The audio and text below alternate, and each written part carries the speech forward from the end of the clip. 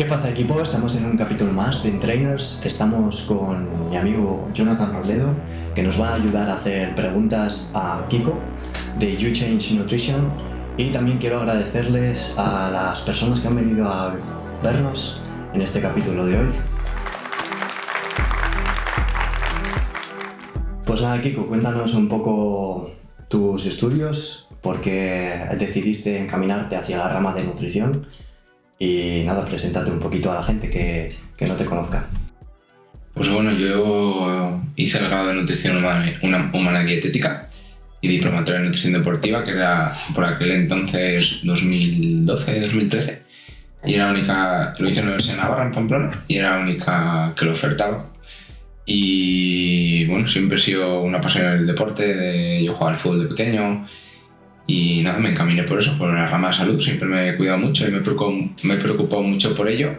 Y por eso decidí estudiar la carrera de nutrición humana y dietética. Luego me especialicé al acabar la carrera hice un máster en fitoterapia, que es plantas, etcétera, por la Universidad de Barcelona a distancia. Y alguna especialización más, tipo cursos más de nutrición deportiva, pues curso de ICNS y cursos así. ¿Qué tal el curso en ICNS? Bueno, tiene sus cosas. Estaba bien, había buenos docentes. Sí que es verdad que la parte de...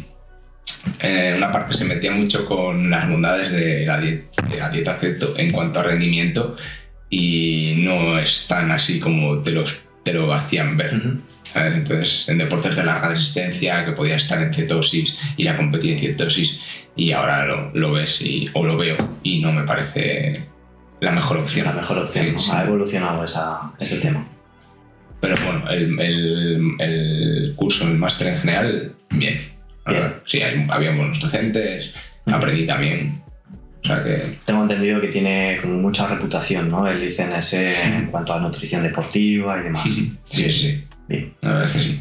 Bueno, pues la primera pregunta va a empezar siendo ¿por qué una clínica, por ejemplo, y no, pues ahora se lleva mucho pues pasar consulta, digamos, online, pues promocionándote a través de Instagram o de estas redes sociales? Bueno, una consulta física porque tenía la posibilidad al salir de la carrera. En cuanto acabé la carrera, sabía que quería dedicarme a ello, montar mi propia consulta, trabajar un poco, depender de mí mismo, de mi esfuerzo, de mi dedicación, y seguir creciendo. Y se me surgió la posibilidad de ponerme por mi cuenta como autónomo una consulta. Empecé con un despachito en un local de fisioterapia en Mariaño, y luego ya me puse por mi cuenta en el centro, en Santander, y ahí tengo ahora mismo una consulta física, por así decir. Sí que llevo gente online y no tengo problema en trabajar online, y más de cara a un futuro, pues sí que creo que me tendré que meter aún más todavía con el tema online, seguimientos a distancia, pero me gusta tocar las dos partes. Sí que me gusta el contacto con el paciente, porque es súper importante empatizar con el paciente, pero vamos, las dos opciones son muy buenas, y más ahora en los tiempos que corren, que la vía telemática, vía online es súper importante.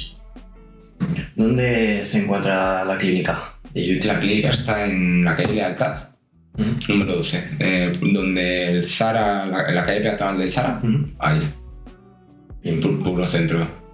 ¿A qué tipo de paciente sueles acoger en más cantidad? ¿Con qué tipo de patologías? Sobre todo, yo me especialicé en nutrición deportiva y veo mucho deportista, pero también pérdida de peso de cualquier edad, persona joven, mujer, hombre, niño, o sea, eso también lo toco. Y dentro de eso pues te puede venir gente con patología digestiva o alguna otra alteración, pero vamos, hago los dos perfiles, tanto nutrición deportiva, deportista de puro rendimiento que compite, atletas, como la otra rama, no tan profesional. O sea, fuera de lo que es la nutrición deportiva, ¿crees que sigue habiendo ese mito de que solamente va a ir gente a dietas de perder peso? ¿O ya te encuentras gente que simplemente quiere que le enseñes a comer, que le enseñes a ver el etiquetado? Esas cosas que parece que están cogiendo como más importancia a día de hoy la nutrición. No, hay de todo. De hecho, para enseñar a interpretar el etiquetado, aunque venga alguien solo a querer perder peso, se lo enseñas igualmente. Pero sí, o sea, tengo también casos de gente que no, solamente quiero venir a aprender a cuidarme, a mantener una buena alimentación, saber si lo hago bien o lo hago mal. Y también al contrario, gente que quiere subir peso. O sea, no solo se va al nutricionista a bajar de peso. O sea, tienes los dos palos. Bien, vamos a meternos ahora con nada, un poquito con tu personalidad para que la gente te conozca. ¿Sueles tú seguir personalmente alguna dieta? No, yo como simplemente sano. Lo que intento transmitir a los pacientes es más o menos lo que llevo en mi vida. O sea, tener una buena hábito de alimentación, de entrenamiento. El entrenamiento de fuerza sí que les recomiendo mucho. En general, ser activos. Y una persona que tiene eso implementado en su día a día no va a tener problemas de ganar peso, se va a estabilizar en un buen peso, pero sobre todo va a estar sano y se va a encontrar bien, con energía, vitalidad. O sea, eso es un poco lo que intento hacer ver a la gente o al paciente que viene. Luego, aparte, es el deportista que viene para mejor rendimiento, que es un caso aparte. Se tiene dieta para días que entrena, días que descansa, con unas calorías, una suplementación igual más específica, pero más en el ámbito de la persona que no es tan profesional, pues le enseñas un poco a comer. Básicamente, ya tenemos hábitos de alimentación. O sea, no me vale de nada una persona que viene, siga una hoja, consiga un objetivo y luego la deje por ahí y vuelva a hábitos antiguos, porque hemos perdido el tiempo tanto él como yo, y eso lo intento hacer ver. Digo, a mí me interesa que tú aprendas y que lo que tú aprendas lo instales en tu día a día, en tu estilo de vida, y tú, si tienes eso, no vas a tener que volver a preocuparte por engordar, no engordar. Totalmente de acuerdo. ¿Y en cuanto a tu alimento favorito? No tengo alimento como favorito en sí, yo soy muy glotón, me gusta mucho comer. Te puedo decir que no me gusta, porque yo como de todo, pero lo único que te pondría peros es los quesos fuertes. O sea, una mozzarella, algo así te lo puedo permitir, pero quesos fuertes de estos mozos y tal, Nada, ¿no? Nada, ya solo leerlo me echa para atrás. Sobre todo el queso de cabra le detesto. Buah, pues mal, ¿eh? Aquí somos queseros las dos. Sí, a mí me encanta el queso de cabra. Y es un alimento sano, ojo, que la gente le piensa, pero puedo comer queso. En cierta moderación, pero sí es algo que puede estar en la alimentación de una persona. ¿Y en cuanto a deportes o hobbies? Pues mira, a mí me gustan prácticamente todos los deportes, pero mi deporte favorito desde pequeño siempre ha sido la Fórmula 1. Sí que me gustaría tener la oportunidad en algún futuro de meterme en ese mundo con toda alimentación. No sé qué tal llevan los pilotos, supongo que ahora lo tengan más cuidado, pero el tema de cuidar la alimentación y así. Y sí que es un mundo que me gustaría tocar desde dentro, sería para mí la leche. Y yo siempre he jugado al fútbol desde pequeño. Tuve un par de lesiones en las rodillas y lo dejé. Y luego, bueno, empecé con el gimnasio. En el fútbol siempre tocamos un poco gimnasio. A la edad de 12, 13 años empezar con el gimnasio y ya te vas un poco enganchando. Y si te gusta ya lo mantienes para el resto de tu vida, como hago ahora. Y practico CrossFit desde hace 4 años o algo así. Y también enganchado, pues lo hago de manera rutinaria. O sea que... Bien. El CrossFit, bien. Es bien. Hablando, por ejemplo, vamos a entrar ya algo más en nutrición más profunda ya. Dietas. ¿Crees que todas las dietas son individualizables? ¿Cuáles sí, cuáles no? Con individuales te refieres a cualquier tipo de dieta. Por ejemplo, yo que sé, alguien que haga una dieta cetogénica, alguien que haga la Duncan o cosas de esas. Cualquier sí. Debería ser individualizable cualquier tipo de perfil de alimentación que veas en consulta. Porque cada persona tiene su historia médica, sus hábitos, sus horarios, sus gustos. Entonces, todo lo que quieras hacer con esa persona, tienes que adaptárselo al día a día. Hacérselo lo más fácil posible para él. Y bueno, dentro de los tipos de dietas, no me gusta mucho catalogar con dieta Duncan o dieta cetogénica, ¿sabes? Me gusta más trabajar sobre un perfil de alimentación, que la persona aprenda a desenvolverse, que vea que puede comer de todo, porque mucha gente tiene el concepto en la cabeza de que cuidar la alimentación es estar castigado, es comer lechuga, pollo y arroz. Y el fin de semana no queda porque no puede, porque lo prohíbe la religión o lo que fuese de alimentación. Y nada, es hacerles ver un poco, cambiarles la idea de que puede estar... Sí, tiene la gente, yo creo que sigue habiendo esa corriente de si me tengo que cuidar, tengo que comer lechuga, no como, si como menos voy a adelgazar o voy a estar más sano y restringo esto, lo otro, lo que yo pienso que pueda ser muy calórico, o que les han dicho toda la vida, no comas plátano. Eso es. El plátano, es la gente que tiene el plátano demonizado. Los plátanos, como cualquier fruta, es sana, es perfecta, a no ser que tengas una intolerancia o una alergia. Cualquier fruta es sana y cualquier fruta la puedes consumir siempre que no tengas eso, alguna intolerancia, alguna alergia, pero vamos, pasa con el plátano, pasa con el salmón, pasa con el aguacate, pasa con el fruto seco. O sea, hay muchos alimentos, la mantequilla, que son perfectamente sanos, que yo lo que intento en consulta es que vean que su alimentación tiene que ser densa nutricionalmente, no mirar tanto calorías, etcétera, sino que lo que aporta nutricionalmente un alimento, por ejemplo el fruto seco, que es muy calórico, pero nutricionalmente es súper rico. Entonces, ese tipo de alimentos, que intenten instaurar su alimentación, que no les tengan miedo, que no por comer frutos secos van a engordar, ¿sabes? Y dejar un poco más de lado pues alimentos que es lo contrario, que no son tan densos nutricionalmente, pues yo que sé, un bollo. Nutricionalmente te aporta muchas calorías, pero nutricionalmente no te va a aportar mucho. El alcohol solo te aporta calorías, o sea, nutricionalmente no te aporta nada. Y ese tipo de alimentos, pues sí, hacérselo ver como que tienen que formar parte de una alimentación sana. Totalmente. Sí, es que yo creo que la gente no ha escuchado el término densidad nutricional. Entonces yo creo que la gente no sabe muy bien lo que significa. Y creen que es eso, ¿no? Que pues se basa en los macros, ¿no? Pues mira, es energía y sus correspondientes proteínas, grasas... Sí, pero que no mira minerales, ácidos grasos, omega 3, claro. etcétera. Entonces luego ves que hay el ratio ese que dices de, pues vale, me como un aguacate, me como nueces y dices, bueno, ¿qué cantidad de energía tiene? Sí, pero y todo lo demás, la cantidad de fibra, microvitaminas, o sea, creo que la densidad nutricional no está como muy... O sea, ese concepto no está muy todavía arraigado en nuestra cabeza. Claro, y también tienen que ver, porque tú les puedes decir eso y el fruto seco de madre. Se pone en casa a las 12 de la noche a comerse una bolsa de nueces. Y lo vale. Y lo vale. Y luego pones en consulta y yo que sé, engorda, imagínate. Dices, vale, pero es un alimento nutricionalmente que puedes dar en tu alimentación, pero tampoco te puedes poner hasta el culo porque vas a engordar. Por muy sano que sea algo, si tú comes más de lo que gastas, leyes de la física, engordas. Entonces, también tienes que ver eso, jugar un poco con esa dualidad. Sí, sí. Yo creo que también la gente justifica mucho con el tema de la genética o de lo que... No, es que esto lo voy a quemar después también. Es como el otro... Bueno, eso es otra parte. Es el otro contexto, ¿no? En plan de me pongo tibio a todo y luego digo... Sí, el problema es el que vive es que la gente subestima lo que come y sobreestima el ejercicio que hace. Se piensan que hacen más ejercicio que de verdad hacen o que gastan más calorías de lo que de verdad hacen y que comen menos de lo que de verdad comen. Sí, sí. Hablando, por ejemplo, de la genética, porque siempre hablamos muchas veces de obesidad, sobrepeso y demás. No sé, los pacientes que te has encontrado, realmente, si te has encontrado con alguna obesidad, ¿has podido decir, realmente es genética o está más arraigado a hábitos de vida, ejercicio físico, etcétera? Hombre, sí que es verdad que siempre hay un perfil de gente que engorda mucho más fácil que otros y gente que le cuesta muchísimo coger peso. Tengo deportistas que toman muchísimas calorías y suben muy poco o les cuesta mucho ganar peso y al revés, gente que con la mirada bajan de peso. Entonces sí que es verdad que debe haber un perfil genético a veces que te hace enseguida coger peso, que te tienes que cuidar un poco más de lo normal, pero vamos, nada que no con alimentación y ejercicio esa persona consigue bajar, seguro.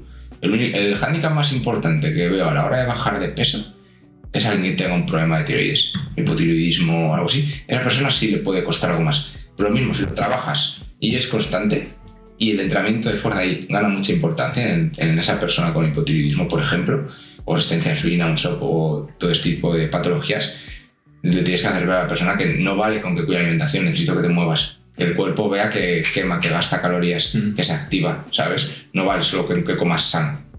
Una pregunta para la gente que nos esté viendo. ¿Hipotiroidismo sería una persona que tiende a adelgazar o que tiende No, hipotiroidismo es una persona que, bueno, obviamente tiene problemas con el tiroides, que le cuesta bajar peso, que se nota lento, tiene pérdida de cabello, estreñimiento, o sea, el cuadro clínico es amplio, pero sí, le cuesta bajar de peso. Y el hipertiroidismo es lo contrario. Es el tiroides, el metabolismo muy activo, y suele ser lo contrario, pues personas que bajan de peso enseguida, les cuesta ganar peso, suelen andar con calores todo el día, es un poco lo contrario. Etcétera. Sí, la manera fácil para mí de definirlo es que justamente eso es hiper, es como una sobreactividad. En general, entre comillas, tu organismo está a tope. Y pues todo lo contrario, es como que tu organismo está hiperralentizado y estás ahí tiradísimo. Bien, quiero hacer un apartado sobre las herramientas de medición. Ahora que hemos estado hablando de composición corporal y demás, nada, darles un vistazo con 3-4 preguntas, a ver lo que sale. ¿Cuál consideras que es el gold estándar para valorar la composición corporal? ¿Una herramienta como resonancia magnética, el DEXA? Hombre, lo mejor es un DEXA o ese tipo de herramientas, pero eso lo tienes en hospitales. Son herramientas muy caras que requieren mucha complejidad o instalaciones grandes, y los tienes en hospitales. Obviamente en consulta no vas a tener un DEXA, o es muy difícil que te das un DEXA, te puedes encontrar. Pero para mí lo mejor, lo más simple y lo más básico y lo más acertado es antropometrías. Las mediciones corporales con pliegues, perímetros. No me gustan demasiado las bioimpedancias porque no las considero muy fiables. Una bioimpedancia funciona por un estímulo eléctrico, ¿vale? Entonces, en función del agua que tú tienes en el cuerpo, una persona gorda tiene menos agua que alguien que tiene más tono muscular, por así decir. Entonces, en función del agua que te detecta, te estima pues un porcentaje de graso según fórmulas, según eso te saca un porcentaje óseo, densidad ósea, bueno, muchas variables. ¿Y qué pasa? Que no es muy fiable. ¿Por qué? Porque ese agua, por así decir, del organismo varía en función, yo qué sé, si acabas de entrenar, si te has duchado, si hay humedad en el ambiente, la hora que sea, ¿sabes? Entonces, no me gusta mucho. No lo uso en consulta, yo uso un peso simple y antropometrías, la verdad. No, impedancia no uso. Lo que te da la impedancia, en mi opinión, es un peso. Ya. ¿Y puede haber algún tipo de error a la hora de medir, de que tú midas los pliegues, por ejemplo, ¿no? Sí, siempre va a haber un error. Eso también del propio medidor, el que mide. Puedo medir yo a la misma persona y que luego mida Jonathan y va a haber algún margen de error, pues eso es así, o sea. O sea, lo más fiable que tú dirías, o lo más práctico para ti para medir a un cliente sería antropometría.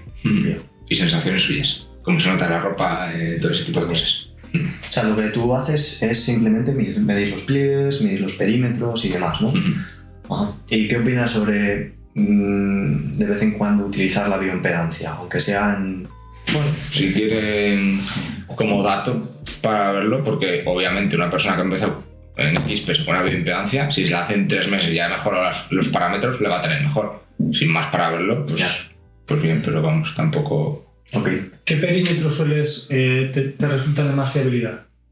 Pues mira, el perímetro de cintura y el abdomen son los que más se suele ver, porque el hombre suele acumular sobre todo de forma androide, que es tipo manzana en el abdomen, y la mujer es ginoide, que es tipo pera, que se dice, en caderas y muslos. Ahí es donde primero lo ves, la verdad.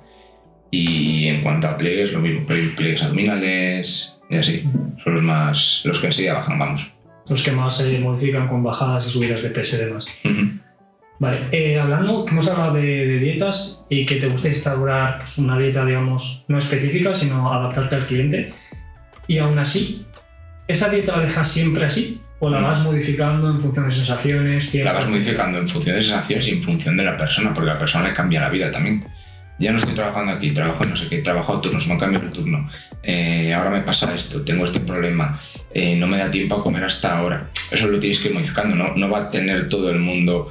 Tienes que comer a las 9 porque sí, y luego a la 1:30, y luego no, tienes que adaptárselo al paciente. O sea, una persona que viene a consulta, la clave es que sin que él note que cambie nada de su día a día, consigas cambiar la alimentación, ¿sabes? Pero sin que él note trastornos de nada. O sea, hacérselo lo más simple posible.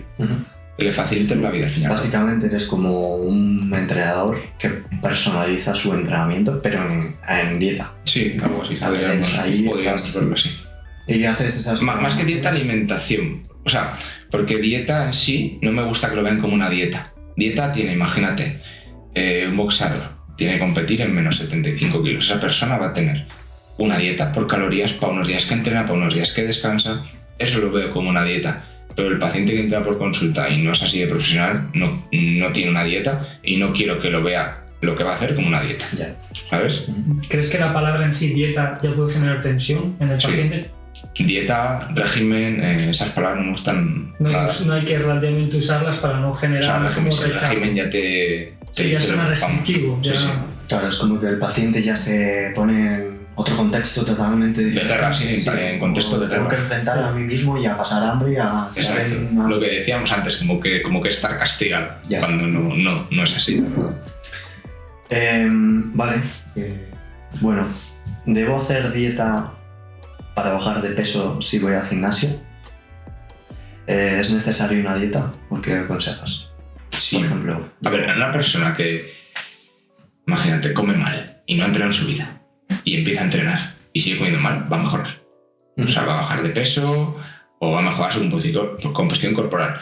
Que sea lo óptimo, no es lo óptimo, obviamente. Si lo combinas con buena alimentación vas a tener mejores resultados de composición corporal, o sea, corporalmente vas a mejorar más, pero sobre todo te va a dar energía, vitalidad, te vas a encontrar tu mejores digestiones, vas a ir mejor al baño, vas a dormir mejor, te vas a notar la piel mejor, otros aspectos que igual la gente no cuida tanto o no mira tanto como el quiero bajar de peso, estar bien en espejo.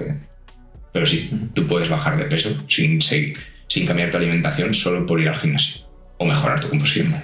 O sea que por fin, entre comillas, aquí en Petit Comité, hablamos ya de que en la dieta no es el 100% lógicamente a nivel de composición corporal y salud. No, el entrenamiento diría que es más importante. Sí, yo creo que a día de hoy, bueno, tú puedes decirlo más, se está viendo la importancia de entrenamiento de fuerza, en densidad ósea, a nivel endocrino, etcétera. Eso lo veo mucho en pacientes o deportistas que, imagínate, quieren hacer un volumen, ¿vale? Quieren ganar masa muscular, yo les voy subiendo las calorías progresivamente para controlar lo máximo la grasa y que la subida o la ganancia sea lo más limpia posible. Y veo mucho el que sé que entrena bien, hablando mal, se deja los huevos entrenando, hace entrenamiento muy eficiente, esa persona acaba teniendo un volumen más limpio que el que entrena de aquella manera, ¿sabes? Entonces el entrenamiento es súper importante.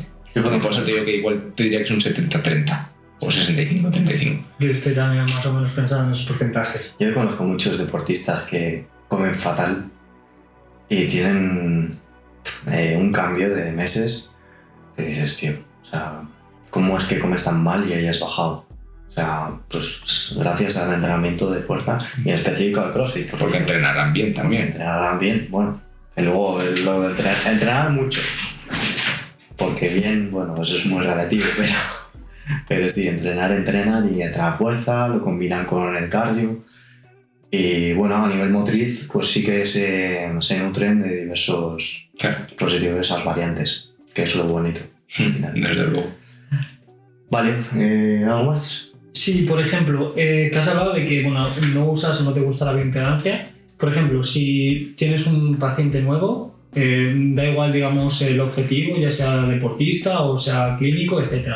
¿Qué protocolo te gusta seguir a ti pues, para intimar más con él o para empezar a darles alimentación nueva, etcétera? Pues mira, lo primero que hago en la entrevista, en la primera visita, es obviamente preguntas para conocerle. Lo que te decía antes, sus horarios, qué le gusta, qué no, si hace ejercicio, si trabaja turnos, qué tal duerme, cómo es un poco su vida. O sea, te intentas meterte dentro de él, por así decir, ¿sabes? Saber como si fueses tú él y cómo es tu vida y a raíz de ahí adaptarse lo máximo posible. Eso lo consigo lo más importante, el empatizar con él. Y luego, pues hombre, pues le vas a dar un poco de feedback, le preguntas qué tal. Sobre todo a la primera semana así, solo preguntarles qué tal van, a que no tengan un poco esa cercanía, así qué tal lo llevan. Y luego en función, pues en las revisiones. Pues hablas con él, qué tal está, qué tal el trabajo. O sea, no solo, venga, ¿cuánto has bajado? O no centrarte tanto en la alimentación, sino en otros aspectos de su vida. Que te note cercano, que empatices con él, por así decir. Sí. Tú en la primera llegada de ese paciente, tú le realizas una antropometría al principio. No, se lo hago cuando se lo entrego. En la primera visita le recojo los datos, etcétera, la entrevista, pero él no se va de la primera visita con el plan de alimentación. Tarda unos días en preparárselo, pero lo que te digo es personalizado. Y luego en la entrega de dieta, que le cito a los días, en función un poco de cómo está en la agenda y así, ahí se lo entrego, se lo explico y le hago las mediciones. Claro, haces la historia dietética, le das un cuestionario 24 horas... No, se lo pregunto yo en la consulta. Vale. Bien, vamos un poco encaminándonos hacia los carbohidratos y en específico al pan, que bueno, el pan es la típica cuestión más común, si al pan o no al pan. ¿En qué contextos podemos decir que sí y en cuáles no? ¿En cuáles dirías tú un poco para decir, bueno, pues en este paciente, para aterrizarlo un poco más, no dejarlo pues en este paciente, pues depende mucho del paciente y tal? Vamos a decir un poco, a concretar un poco en qué pacientes dirías tú que sí y en cuáles no. Pues para empezar, en comida y en cena no es un alimento que me guste meterles, porque es una forma muy...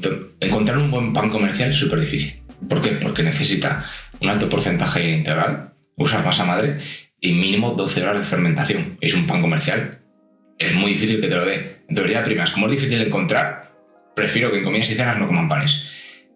Una persona que viene a la consulta se come 1,5 barras al día. Digo, quitarle el pan le va a costar la vida.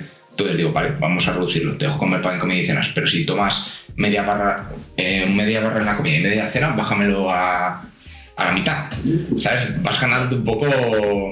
Al final es una negociación, ¿eh? Eso no dejas una negociación, tira floja para que se sienta cómodo. Entonces ahí se lo puedes. Te digo, vale, pues ahí te lo dejo.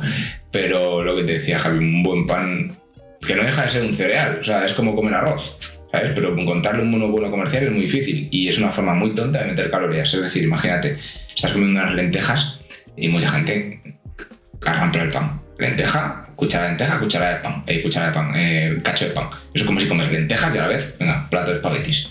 Lentejas, plato de espaguetis. Entonces, sin darte cuenta, haces la comida mucho más calórica. Entonces, por eso tampoco me gusta que coman pan en la comida de cena. Y que luego hay panes. No como pan. Y le estás haciendo una entrevista y se come 12 picos de pan. Y pues me ha dicho que no comes pan. O sea, asocian el pan a la barra de pan, pero hay muchos más panes. Picos de pan tostado, pan de molde. Entonces, es un tema complicado el del pan, la verdad. Vale, y el tema del aguacate, porque también es un tema como... El aguacate es un como poco... el vino, ¿no? Sí, es un alimento, como hemos dicho, como el fruto seco, nutricionalmente top, que puede estar en alimentación perfectamente. Yo he visto a nutricionistas quitar el aguacate, porque piensan que es demasiado graso. A ver, es un alimento graso, obviamente. Sí, pero quiero decir que igual siendo de los grasos también nutricionalmente está muy bien. O sea, sí. O sea, es es estilo de aceite de oliva, aceite oleico. Y lo que te digo, Javi, nutricionalmente es muy denso y sí que te puede estar en la alimentación de la persona perfectamente. Tal vez igual lo que dices tú, que algún nutricionista lo ha evitado, pues no sé, el caso del paciente en concreto, igual tiene algún problema de alergia o le sienta mal o no sé lo que busca exactamente, pero en una persona sana, si le gusta, vamos, lo puede consumir perfectamente. Mira, justo hablando de alimentos, ya lo has medio dicho, pero por si acaso que a alguien le quede claro, por lo menos a consejo personal, cuando viene alguien que tiene algún alimento que no es saludable o que tiene un mal hábito de que se come la barra entera, ¿se lo quitas de raíz? No, nunca. Porque le va a ser mucho más sencillo, ¿sabes? Igual que con el azúcar. Gente que toma el café con 3 sobres de azúcar. No le va a ser capaz de quitar, obviamente. Punto número 1, porque a esa persona no le gusta el café, le gusta el Nesquik. O sea, echar al café leche y azúcar. Eso es como tomarte un Nesquik. Que le gusta el café, le tomas solo, sin nada. Y, o sea, así, sin nada. Y esa persona, si se toma 3 sobres de azúcar, si le echas solo la leche, tampoco le va a gustar. Entonces, lo vaya reduciendo. Lo que te decía antes, tienes que adaptárselo a la persona al máximo posible y que vaya entrando al juego, por así decir. Y ya él, mientras se vaya viendo bien, ya va a poder meter más cosas. ¿Sabes? No intentar todo de golpe, porque los cambios de hábitos se consiguen poco a poco. O sea, yo lo que pido a la gente les digo, no quiero que busques la perfección, busca el progreso. O sea, me interesa mucho más que una persona lleve alimentación de 8 que la lleve de 10. Es decir, tiene mucho más éxito el que la lleva de 8 continuado en el tiempo que el que te lo hace perfecto de 10 se quema a las 2 semanas. Entonces prefiero un 8. Ese 8 es que de vez en cuando tienes un evento, disfrútalo, come lo que quieras. Que tienes un cumpleaños, disfruta. Que el sábado vas a comer con tus colegas, disfruta. ¿Sabes? Eso va a generar mucho más adherencia en el paciente y no va a verlo todo como un castigo que el que lo lleva militarmente y se lo tienes que quitar todo de golpe y... ¿Haces algún tipo de trato especial? Bueno, sí, seguramente sí. A embarazadas. ¿Cómo es un... Ahora no me meto mucho en el tema embarazo. O sea, a día de hoy no tengo ninguna chica embarazada en la consulta. Pero bueno, sobre todo, o sea, no soy especialista en embarazo, pero lo que tienen que tener cuidado es con alimentos crudos, sushi, el mítico tartar, ese tipo de alimentos, quesos, ese tipo de alimentos, cuidarles un poco, pero tampoco te creas que va a diferir mucho la alimentación normal de una persona. No comen un poquito más ni... ¿no? Igual, totalmente igual. O sea, tener cuidado un poco con la suplementación, pues igual depende de la época, en el trimestre en el que esté, pues algo de hierro o algún probiótico o omega 3 o algo así, pero vamos, tampoco te creas que difiere mucho. Y luego, pues si le sale diabetes gestacional, pues tener algo hipotiroidismo por el embarazo, que también puede pasar, pues controlar un poco, pero no va a diferir mucho de una persona normal. O sea, no tiene que comer por dos. Hablando, por ejemplo, de mujeres, vamos a hablar del SOP, síndrome de ovario poliquístico. ¿Qué te encuentras? ¿Cómo te gusta tratarlo? Y ya si quieres, como has dicho que tenías un máster en fitoterapia, metemos un poquito ahí si quieres suplementación. Vale, pues mira, el SOP no solo requiere tener quistes en el ovario, que solo puedes tener quistes pero no tener un SOP, sino tener también pues, cierta resistencia a insulina, unos niveles de andrógenos elevados, hirsutismo en la piel, o sea, vello corporal o marcanos, son síntomas también de diagnóstico del SOP, no por tener quistes en ovario, esa chica tiene SOP. Y una de las características del SOP es que tiene resistencia a la insulina. Entonces sí que le puede hacer que le cueste un poquitín más bajar de peso, etcétera, etcétera. ¿Cómo trabajo un poco? Que si he tenido casos de SOP, pues lo primero que hago, sí me gusta que no desayunen recién levantadas, sino que esperen un poco a desayunar. ¿Por qué? Para que el cuerpo se active un poco por la mañana antes de ingerir alimento, que el nivel de cortisol baje un poquito, ese tipo de cosas, y que ya hacia media mañana pues desayunen algo. Pero no de primeras les quito hidratos ni mucho menos. Sí que intenten quitar ultraprocesados, porque ya quitándome ese tipo de alimentos va a mejorarles esa resistencia a insulina, esas glucemias, se van a deshinchar, se van a encontrar mejor, pero no algo muy restrictivo de ni dietas ceto ni cosas así de primeras. Y que me comentabas de suplemento, pues mira, el Mionisitol se ha visto que funciona muy bien, ¿vale? Porque te regula los niveles de andrógenos en estos casos y te mejora un poco la sensibilidad de la insulina. Mionisitol y chiroinositol, pero bueno, se usa más el Mionisitol. Y como fitoterapia la berberina, ¿vale? La berberina sí que se ha visto que mejora un poco la resistencia a insulina, el perfil lipídico, pues mejora triglicéridos en sangre, el colesterol te puede mejorar un poco, ese tipo. Sobre todo utilizo esos dos. ¿Tienes algún trato, supongo, especial con el tema de la alimentación en cuanto al azúcar? ¿Cómo? A reducir niveles de azúcar, pues, azúcar de mesa y de... Sí. Dices en este caso de chicas. Sí. Sí. Pues no, lo que te decía, quitar ultraprocesados, igual sí le pido un pequeño esfuerzo en ese tipo de cosas, de quítame el azúcar del café o donde puedas, ¿no? Especialmente atención en eso. Pero lo mismo, y si esa persona, pues, porque se lo ves hablando con ella, si está dispuesta o le va a costar o no, porque es súper importante las caras que pone la gente cuando hablas con ella, es súper importante mirar cómo reaccionan, o sea, ser observador en ese sentido. Y ahí, pues eso, mientras te vayas ganando su confianza al paciente, va a ir mejor. Perfecto. Hablando del azúcar, por ejemplo, ¿qué idea tienes acerca del azúcar? Porque, bueno, ahora subieron lo del impuesto, con las bebidas y con las cosas que contienen azúcar y demás. ¿Realmente el azúcar está siendo el problema de todos nuestros males a nivel alimentario?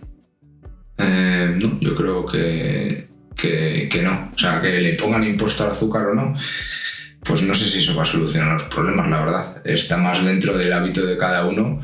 También ha subido el precio del tabaco y la gente sigue fumando. Entonces va más dentro de los hábitos que tiene una persona y cómo trabajar. Pues los enseñas desde pequeño y crece con ellos, que te pongan el azúcar a 10 euros, la verdad.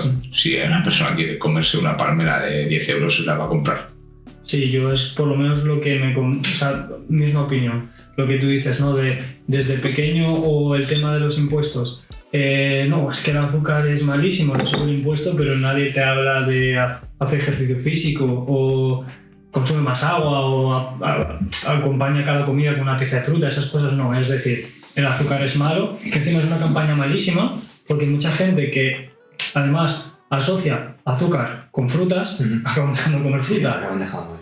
Claro. Entonces es como, es que contiene mucho, o sea, a mí me pasa mucho en el trabajo, es decir, y puedo consumir, yo qué sé, ciruelas o puedo consumir... Y yo digo, bueno, puedes consumir, debes consumir, claro, porque no es eso, son densidades nutricionales que la gente no lo asocia. Claro, pero igual siempre piensa en la parte del azúcar y te estás quitando una matriz nutricional estupenda y que luego, claro, vale, mi foco está o en el vino o en otros alimentos como el tema del aguacate, por ejemplo. No, quito el aguacate porque es muy graso, vale, y luego lo que te da.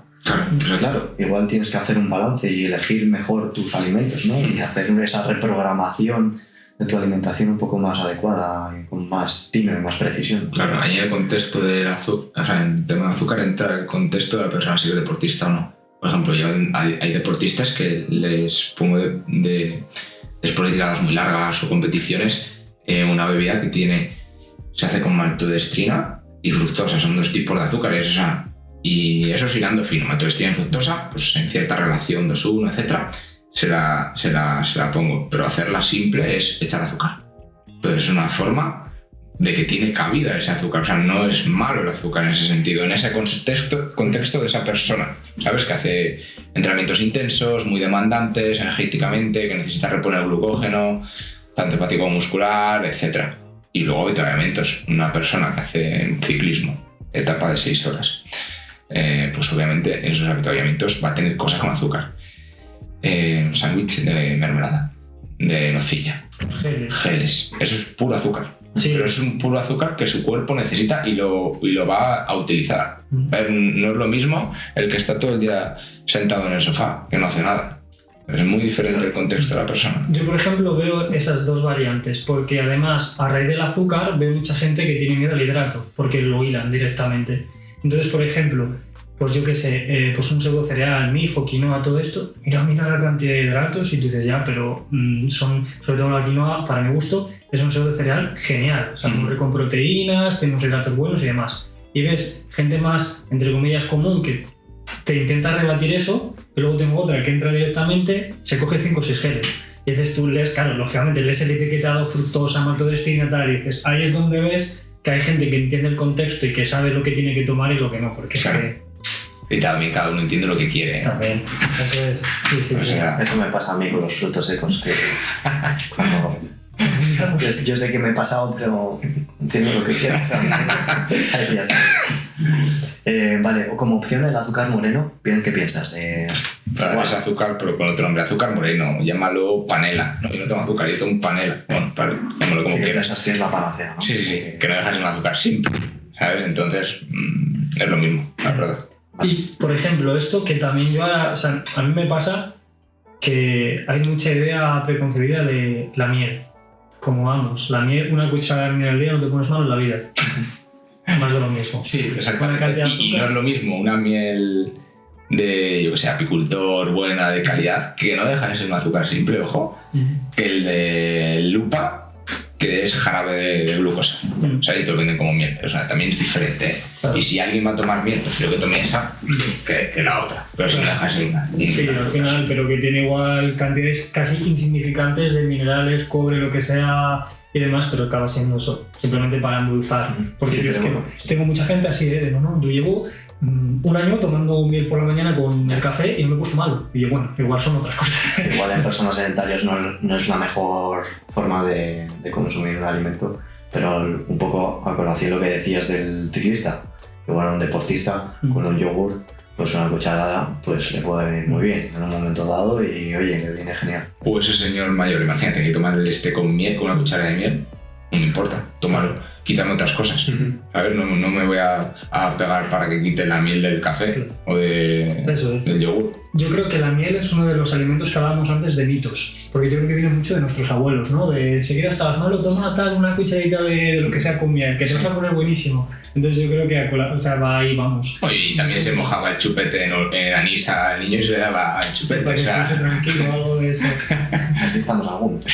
No, por ejemplo, está bien la alimentación en la madre lactante respecto al bebé. Eso, por ejemplo, es muy interesante, igual evitar café, etcétera, porque le pasa ese nerviosismo al niño, ¿no?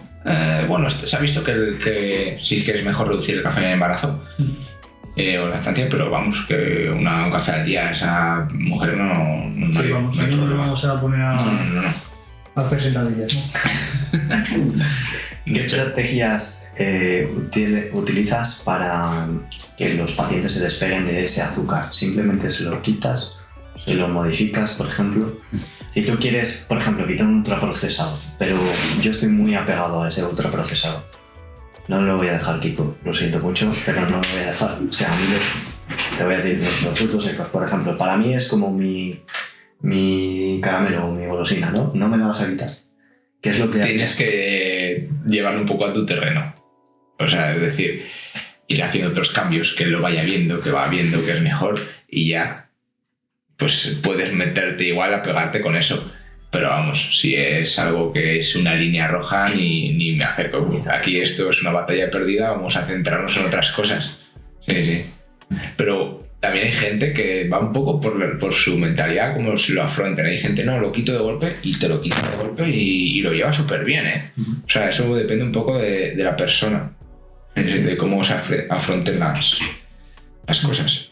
¿Te ha pasado, esto ya es más una pregunta personal, que a veces no sé si os ha pasado o has tenido pacientes, que le has modificado mucho, de manera paulatina y por su bien, ¿no? El uso de azúcares libres, muy palatables, y que de repente te han dicho, ostras, pues que me he ido a comer la palmerita de siempre y ya me sabe raro, ¿no? Me sabe más azucarada normal, me sabe peor, ¿sabes? Más artificial. Eso lo veo sobre todo con el café. La gente que quita el azúcar del café y se acostumbra a tomarle sin azúcar, cuando le vuelven, yo qué sé, o porque se han confundido, porque le han echado azúcar, por lo que sea, no les gusta o les sabe bastante diferente. Eso sí, sobre todo lo veo con el café. Por ejemplo, hablando también de los carbohidratos y demás, en general carbohidratos, pero con cualquier macronutriente, ¿hay alguna hora específica a la que se pueda tomar? ¿Por la mañana, por la noche? Sobre todo más relación con la ganancia o pérdida de peso, más ganancia. Los famosos, no te tomes un plato de pasta para dormir porque es que eso lo engordas. O sea, no sé qué pasa ahí por la noche, por la mañana no, por la noche se engorda más. Sí que se ha visto, y ahí entra un poco la crononutrición y así, que por ejemplo, por la noche, que tus niveles de melatonina son más altos, sí que puedes metabolizar un poco diferente el hidrato de carbono. Pero vamos, te va a engordar igual un plato de pasta a las 10 de la mañana que a las 10 de la noche, o sea, tiene las mismas calorías. Y luego ahí entra un poco el contexto de la persona. Imagínate, un atleta de CrossFit, ¿vale? Que tiene competición, tiene 3 watts sábado, 3 watts domingo. Esa persona seguro que le va a meter hidrato en la cena. O sea, porque lo necesita, porque le va a ayudar a reponer los niveles de glucógeno y para su rendimiento y su competición, pues lo necesita y le va a venir bien. Otra diferente es la persona que trabaja por la mañana o no trabaja y por la noche pues igual sí que no se lo restringe un poco más, pero va a depender mucho del contexto de la persona, la verdad. O esa persona que no hace deporte pero entra a trabajar en la obra por la noche en la fábrica, pues esa igual sí que me interesa que haga una cena más fuerte, que se va a ir a trabajar, ¿sabes? Por eso te digo, ahí entra mucho el contexto de cada persona es un mundo y es muy diferente. O sea, no puedes a todos medirlos por el mismo rasero. Por ejemplo, como hablando del carbohidrato, lo unes mucho con actividad física y deporte. ¿Puedes consumir carbohidratos y perder peso y ganar masa muscular? Depende. Ahí entra en juego si es una persona entrenada o no. Por ejemplo, Javi, si quiere ganar peso y ganar masa muscular, va a tener que ir comiendo cada vez más y como es una persona entrenada, algo de grasa va a ganar. Diferente es la persona obesa que no ha hecho deporte en su vida o alguien que sí lo ha hecho pero ha estado mucho tiempo sin entrenar. Esos sí van a tener la capacidad de, a la vez que ganan peso y ganan masa muscular, poder perder algo de grasa, como va a ser en esos casos concretos. Alguien entrenado con base, algo de grasa gana. Y no tiene nada que ver con el carbohidrato ni con grasa, sino es... No, en alguien con volumen, de hecho, lo que se le hace a ir subiendo calorías no es comer más proteína. No, tengo que ganar muscular, pues tengo que comer más proteína. No, lo que se hace es ir subiendo el hidrato y se baja la proteína, sobre todo. Por ejemplo, quiero decir, si normalmente tiene una ración de 100 gramos, le metes 150, ¿O utilizas alimentos más simples como si él consume, por ejemplo, batido de proteínas, metes alguna harina ahí? Sí, un poco depende de lo que me cuente él, de cómo se siente en el día a día, cómo se siente entrenando, si ha cambiado horarios de entrenos, si no, qué le apetece, qué le gusta más, porque cuántas calorías lleva ya, pues si una persona está comiendo mucho, pues ahí te puede entrar cabida un pan blanco sin más, ¿sabes? Para esa persona que le va a ser fácil comerlo, pues yo qué sé, pan blanco con mermelada, pues lo metes después de entrenar, por ejemplo, ¿sabes? Ahí va a depender mucho de en qué punto está, cuánto tiempo lleva, cómo está entrenando, cómo se siente él. Vale, Kiko, sobre el tema de la fruta. Mucha gente elimina la fruta por quitarse la fructosa, que es lo que hemos hablado antes. ¿Qué opinas sobre este tema? A ver, sí que el problema, claro, igual con la fructosa, es que te puede elevar más los triglicéridos en sangre, sí, pero para que te resulte problemática, o sea, tienes que tomar cantidades que en el día a día consumiendo fruta no vas a alcanzar. O sea, tienes que tomar barriles de fructosa para que de verdad te dé problemas hepáticos, hígado graso, trigliceridemia, etc. Entonces, quitar la fruta por un problema así me parece una tontería. Es como el que toma vino por los antioxidantes, por el resveratrol. O sea, para que eso sea efectivo, tienes que tomarte 3 barriles de vino. Entonces, no tiene mucho sentido, la verdad, el restringirse un alimento como la fruta, que además de la fructosa, o sea, que es el azúcar de la fruta, te aporta otros nutrientes. Pues, hablando de densidad nutricional, pues fibra, vitaminas, minerales, etcétera, etcétera. Te estás quitando esa parte por quitar un nutriente que no te va a suponer ningún problema, la verdad. A mí lo del vino me hace gracia porque un profesor que tenía, el cuñado le decía: tienes que tomar vino, que tiene resveratrol, que es importante, no sé qué, y este es de ayer, ¿por qué no comes uvas? ¿Sabes? Y bueno, me gusta más el vino, no sé qué, o sea, la gente es como que al final va a reparar casa cada uno, y se busca... Esto es lo que decíamos antes, cada uno entiende lo que quiere. Eso es lo que justamente te iba a decir, ¿no? La genética, ¿no? Es que yo... Pues sí, se buscan excusas, ¿no? Sí, es una justificación en función del alimento. Por ejemplo, esa se ve mucho, o veo yo mucho, para el ejercicio. No puedo, no tengo tiempo. Cuando, yo que sé, con 10 minutos, 15, con que hagas algo, vas a tener beneficios. Pero la de no voy al gimnasio, no voy a caminar o no voy a tal, no, que no tengo tiempo, es imposible. ¿Cuándo? Otra cosa es que no le des prioridad. O sea, es cuestión de prioridades, no de que no tengas tiempo. ¿Sabes? Pero, o sea, se excusa mucho la gente, sobre todo para el ejercicio, con el no tengo tiempo. Yo creo que hay 2 formas de ver esto. Una, que la gente siempre está detrás de una justificación, un argumento, una pantalla, Desculparse, que no es su culpa. Sí, y luego creo que es como creencias limitantes. Creencias que vienen pues de nuestros abuelos, lo del tema de la miel, cuestiones que nos han llegado desde niños, desde pequeños, y que nos las creemos de adultos y que no las ponemos en duda. Que la ciencia avanza y que la ciencia nos dice pues lo del tema del SOP, el mioxidol, el tema de pues, lo de la bioimpedancia.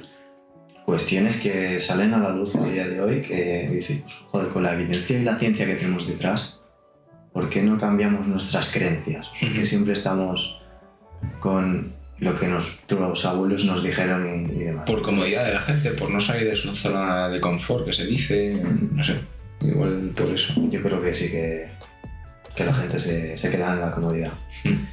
Vale. Sí, otro tema, por ejemplo, que hemos dicho, mitos, miel y demás, otro alimento yo creo que a tratar es la cafeína, el café. Como tal, bebida, extrapolándolo lógicamente a algunos casos, pues igual de nerviosismo, etc. ¿Qué te parece esta bebida? La cafeína en sí, como antioxidante, no sé lo que nos puedes comentar.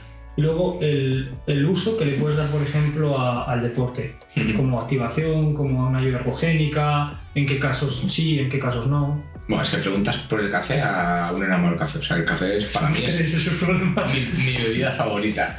Entonces, se ha visto además nutricionalmente que aporta mucho antioxidante, ácido clorogénico, ácido cafeico, cumárico, que son antioxidantes importantes, y se ha visto en estudios que el consumo de 3 a 5 tazas de café tiene efecto protector cardiovascular. Es decir, uno de los mitos que tiene el café es que te sube la tensión. La gente con hipertensión les quitan la cafeína / café. Y sí que es verdad en que en alguien no adaptado a la cafeína hasta ese tiempo que se adaptan a ella, te sube un poco la tensión, pero se ha visto que lo que te suben es nada, 2 milímetros de mercurio la tensión, algo así, y en cuanto el cuerpo se adapta al consumo de cafeína, se te regula, o sea, no tienes ningún problema de ningún tipo, o sea, podrías consumirse.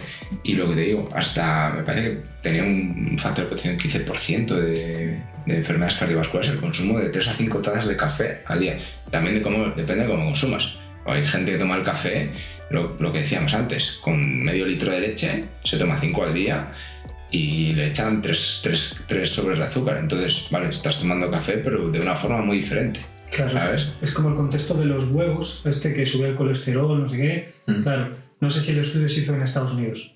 ¿Con qué tipo de grasa se cocinaba? ¿En qué medida se comía? Es muy diferente. Que si esa persona se mueve o no. Claro, que es muy diferente que te comas 2 huevos cocidos todos los días o incluso a la plancha, a que te lo metes con aceite, que el aceite esté humeando, que es cuando empiezan a soltar sustancias cancerígenas, el aceite se oxide y demás, con una grasa de, yo qué sé, de una manteca de cerdo, que consumas huevos como cualquier ser humano, vamos, normal. Pero hablando un poco de fisiología, la cafeína afecta el sistema nervioso, te eleva un poco la dopamina y la adrenalina, y eso te hace que, llevando al deporte, tu umbral al dolor y a la percepción de esfuerzo físico sea más alto, es decir, el rendimiento te le mejora también.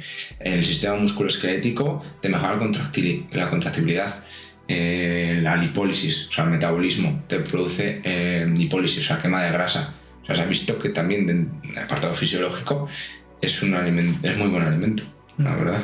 Juraría que tiene hasta efectos prebióticos. No sé dónde lo he leído. Sí. Creo que Marcos tiene un podcast con un médico, creo que es 1 hora hablando del café, Sí. de esos ácidos, etcétera, y lógicamente habrá contextos. Conozco personas que se toman café y no sé si es por cómo son ellas y demás, que taquicardias, etcétera. Yo creo que va a estar más asociado igual a su tolerancia, con su nerviosismo, con que... Por ejemplo, esto es una pregunta que ha salido nueva. ¿Crees que le podemos dar cierto poder a un alimento en el sentido de sé que me va a sentar mal y te sienta mal? Nunca lo habéis oído en plan de... Eso también es un poco de mitos de abuela, ¿no? De si lo comes pensando que está malo, te va a sentar mal. Y a veces yo encuentro personas así, ¿no? De que si me tomo el café sé que me va a sentar mal o algo de eso, y de repente les ves como nerviosos, ansiosos. Sí, a mí me ha pasado que, por ejemplo, mi madre siempre que... Oye, si hay algo que te pica cuando lo comes, como que notas algún regusto y tal, y piensas que te va a sentar mal, no lo comas. Es mejor que lo tires y que no lo comas. Esa es la frase. Porque sí que es cierto que hay ciertas cosas que yo he comido que me picaban o que veía que estaban como que dudaba que si estaba bueno o malo, me han hecho daño. O he tenido que después vomitarlo o... Yo no he tenido experiencia de esa, la verdad. Sí, me parece un poco, y a colación al podcast pasado de Pablo, con el tema del dolor, que si haces esto te va a doler. Es Ahí como puede ser. un conductismo, ¿no? Es como que ya tu cerebro está haciendo una relación con causa-efecto, ¿no? Y es esa relación entre la respuesta y el estímulo. Sí, es como que vas predispuesto, es como... Sí. A mí, por ejemplo, me pasa mucho, ahora estoy luchando mucho contra ello, pero como yo siempre me jorobaba los tobillos súper fácil, o como no tengo mucha experiencia en el deporte, enseguida que hago algo me duele, paraba, instantáneamente. Y siempre que, yo qué sé, me movía, me duele, no hago nada, ¿sabes? Es como que ya predispones a tu cabeza, a tu cuerpo a decir, si te duele es malo, si crees que es malo realmente es que te va a sentar mal, es como que lo somatizas y de repente te pasa, o sea, estás malo. Sí, a mí se me pasó alguna vez que yo creo que lo hablo contigo, Javi, que yo tengo mal el hombro, estoy operado de hombro, y por el tema de la halterofilia yo al snatch le tengo pánico. La verdad, nunca hago snatch porque me da miedo todo el ejercicio que me levante el peso por encima de la cabeza. Y igual no tengo, está operado, y igual no está tan mal por el miedo que tengo a realizar el propio ejercicio. Claro, ya ahí estableces un autodiálogo en el que quizá... Y ya piensa en el cuerpo, vas a fallar. Y claro, igual puedes fallar por eso o no sé, o no te recuperas del todo bien por eso. No sé. A mí me ha pasado incluso conmigo mismo. Y yo sé esto, yo sé que al final si yo creo algo, un diálogo, un argumento en mi mente, como el no voy a poder, voy a fracasar, me lo creo, me lo repito día a día, o tengo una creencia en cuanto a esa percepción del dolor que me han instaurado pues fisioterapeutas o osteopatas, o unas corrientes de pues, las modas cualquier moda, ¿no? Por ejemplo, si haces este ejercicio, tienes un dolor, evítalo. Vale, sí, lo evito durante un periodo relativo, trabajo lo que tengo que trabajar para que ese dolor se reduzca, pero si me sigue doliendo, sigo haciéndolo. Y tendré que seguir trabajando eso. Es como, no me inmovilizo, no me quedo en el sofá callado, viendo la tele parado y a ver si se cura solo. No, es que me tengo que enfrentar a ese dolor. Yo lo veo mucho, ahora cada vez menos, porque parece que tenemos más pánico al dolor y cada vez somos más miedosos en todo. Nuestros abuelos. ¿Te acuerdas que te pueden decir todo el día tu abuela quejándose de la cadera? Y todo el día, yo que sé, si trabaja en el campo, todo el día trabajando en el campo, la ves con bolsas cargadísimas subiéndose hasta un quinto, no sé qué. Se estaba todo el día quejando, pero nunca paraba. Nunca paraba. No soy médico, ni osteópata, ni nada de esto, que luego igual sí que podía empeorar la lesión, ¿no? Pero estaba ahí, o sea, hay gente y deberíamos todos, en mayor o menor medida, con conciencia, convivir con el dolor. Eso es. A ver, yo convivo con dolor desde los 13, 14 años. Cuando a Pablo el fisio le dije aquí que me caí en bici, a mí me lo cuido todos los días. Y tampoco le doy más importancia. Cuando justamente más me ha dolido más es cuando más importancia le he dado. También me duele pues, de la carga y sobrecarga física que tengo cuando compito, periodos competitivos. Pero no me paro y dejo de competir y dejo de hacer ejercicio físico porque me duela. Sé que es parte de estar sacando más rendimiento, pero es parte de ese proceso. Si orientase mi entrenamiento a la salud, que pues quizá me dolería de otra manera, me dolería menos, pero bueno, es la responsabilidad o es el precio que tengo que pagar por meterme las cargas que me meto. Pero bueno, yo creo que eso al final un poco, volviendo al tema de ese autodiálogo, esas creencias que pues otras personas nos imponen, nos cuentan, o las experiencias que otros tienen, yo me la creo y la hago mía. Yo creo que eso hay que... Está claro que si te duele, café. Aumenta tu parecer. Sí. Hablando del café, o sea, siguiendo con el tema, como preentreno, cafeína, pastillas de cafeína, 200 miligramos, 100 miligramos, etcétera, o café. ¿Prefieres la bebida completa? Hombre, ahí entra un poco si a la persona le gusta el café o no. Si no le gusta el café, pues obviamente es una pastilla, porque se quita el sabor del café, busca el efecto de la cafeína, pero el alimento es más que sus componentes, es decir, el café no es solo cafeína. ¿Sabes? Tiene otros compuestos, como hemos hablado, pues compuestos antioxidantes, el ácido clorogénico, el cafeico, que te aportan mucho más que el propio efecto de la cafeína, ¿sabes? O con otros alimentos, por ejemplo, que contienen los alimentos de su matriz, ¿vale? La naranja tiene, bueno, hidrato de carbono, vitamina E, vitamina C, ¿vale? O sea, es más que la propia vitamina C, tiene más contexto dentro de ese alimento. Y el cuerpo se lo percibe, o sea, es decir, tu cuerpo no va a percibir igual la vitamina C, por ejemplo, que estamos hablando de la vitamina C, si se la das con el alimento que si la das como un suplemento. Y un símil que suelo poner es que, imagínate que has pedido un pedido a Amazon y llama a la puerta, viene el del paquete de Amazon, ves por la mirilla y es el paquete de Amazon y te está entregando un tío con unas pintas de la leche. Sabes que es el paquete, abres la puerta, pero abres con cierto cuidado. Diferente es si ese paquete te lo entrega el tío de Amazon, vestido de Amazon. ¿Qué quiero decir con este símil? Pues que esa vitamina C, el cuerpo, si viene dentro de la matriz del propio alimento, la asimila un poco diferente a si viene en forma de suplemento, ¿sabes? Entonces, ¿cómo consumar las cosas? Sí influye. ¿Qué te da tomarlo en pastilla? Pues que la dosis va a ser más grande que si te tomas. Por ejemplo, las pastillas de cafeína, anhidra de cafeína, suelen ser de entre 200 300 miligramos. Tú para tomar 300 miligramos de cafeína te tienes que tomar 3-4 cafés, depende del café. O sea, no todos tienen el mismo contenido en cafeína. Una taza de café normal tiene entre 75 125 miligramos de cafeína. Entonces, para igualarlo te tienes que tomar 3-4 cafés antes de la competición, por ejemplo. Igual no te sienta bien, no te gusta, ¿sabes? Entonces hay contextos en los que sí que es buena opción el suplemento. Claro, porque al final el café también es diurético y luego también es laxante. Entonces, claro, depende de cómo lo tolere, porque encima la persona antes de competir ya está nerviosa y demás. pues a nivel digestivo lo puede Sí, generar exacto. malestar que va a bajar el rendimiento. Puede ser un problema. Exacto. Una de las cosas que le digo a los deportistas es que siempre antes de competir, al baño. O sea, que vayan vacíos. Súper importante. Porque te vas a sentir más cómodo, vas a evitar ciertos problemas digestivos que puedas tener durante la competición. Eso es súper importante. Pues sí que es verdad que te puede hacer ir al baño.